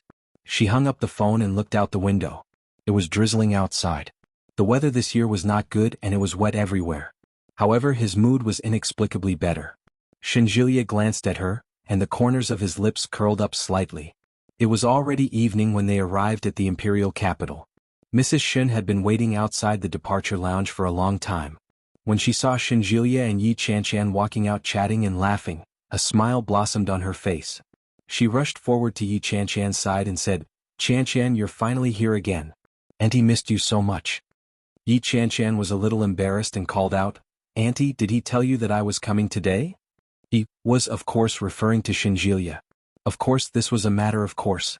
Mrs. Shin smiled and said, "Yes, he suddenly applied for leave and went to Kingstown. I guess that he must be with you. After asking around, I found out that he was indeed coming back. That's why I thought that he must be picking you up. Don't feel pressured. I just miss you and want to talk to you." She looked around and asked, "Are you the only one here?" "That's right."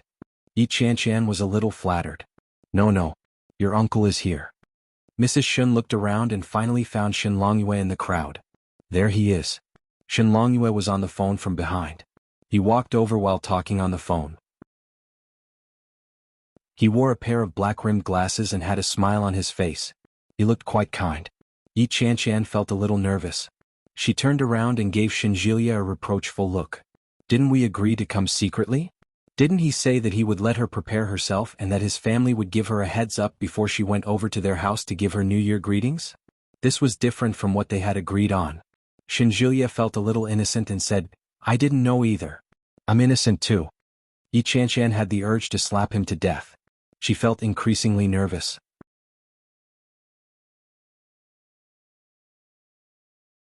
Chapter 1885. She had already been caught by her parents. How could she sneak into a hotel?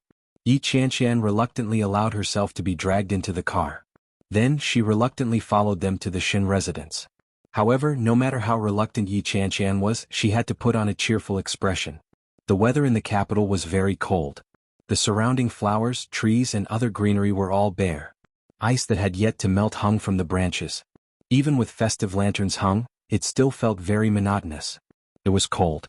Unlike the damp and cold in the south, the capital was so cold that it made one's mouth dry. Fortunately, there was a heater in the car, so Yi Chanchan was able to sit comfortably. As soon as she arrived at the Shin residence, she saw old Mrs. Shin sitting inside as expected. Old Mrs. Shin was twirling a prayer bead in her hand. The bead was engraved with complicated Sanskrit characters.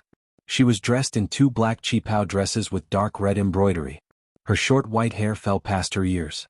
When she saw Yi Chanchan, she couldn't help but take a second look. "You're back." Old Mrs. Shin sat on the sofa without moving. She glanced at Shinjilia and said, "You only know how to scare people away. You just went to Kingstown yesterday and you're back today. I thought you were going to spend the New Year in Kingstown." Shinjilia dragged his luggage and said with a smile, "How could I? I still want to spend the New Year with Grandma." "I'm afraid it's not just me?" Old Mrs. Shun glanced at Yi Chanchan meaningfully. Yi Chanchan felt a little awkward and greeted, Hello, Grandma. Happy New Year. Happy New Year to you too.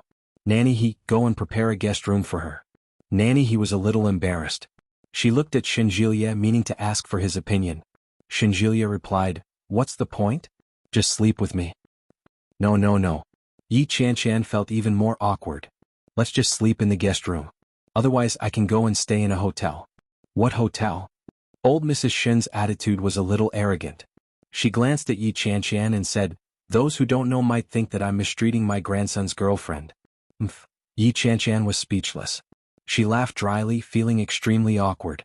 When Shinjilia saw that, he was a little displeased and said, Grandma, why do you have such unpleasant words on the new year? Do you want your grandma to speak nicely?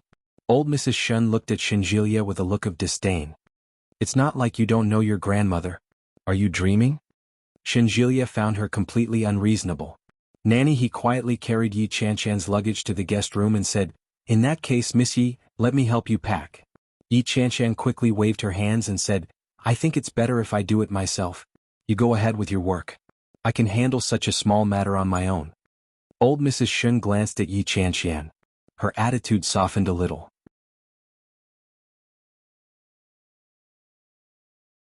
He twirled the prayer beads in his hand and didn't say a word. When Shinjilia saw that, he walked up and said, I'll pack up with you. Let's go. He followed Yi Chan to the guest room, and Shinjilia closed the door behind him. As soon as Yi Chan entered, she tried to listen to the sounds outside. Yi Chan didn't know if it was because no one was talking outside, or if it was because the soundproofing inside was really good, but she couldn't hear a single word. You're tuning in to the Han Li's Wuxia Adventures YouTube channel. We're so grateful for your support, and don't forget to subscribe to join us on this incredible journey through captivating stories. Your generosity through donations truly makes a world of difference, as it's the primary source of revenue that allows me to expand and enhance this channel for you. Thank you from the bottom of my heart for being a part of this adventure.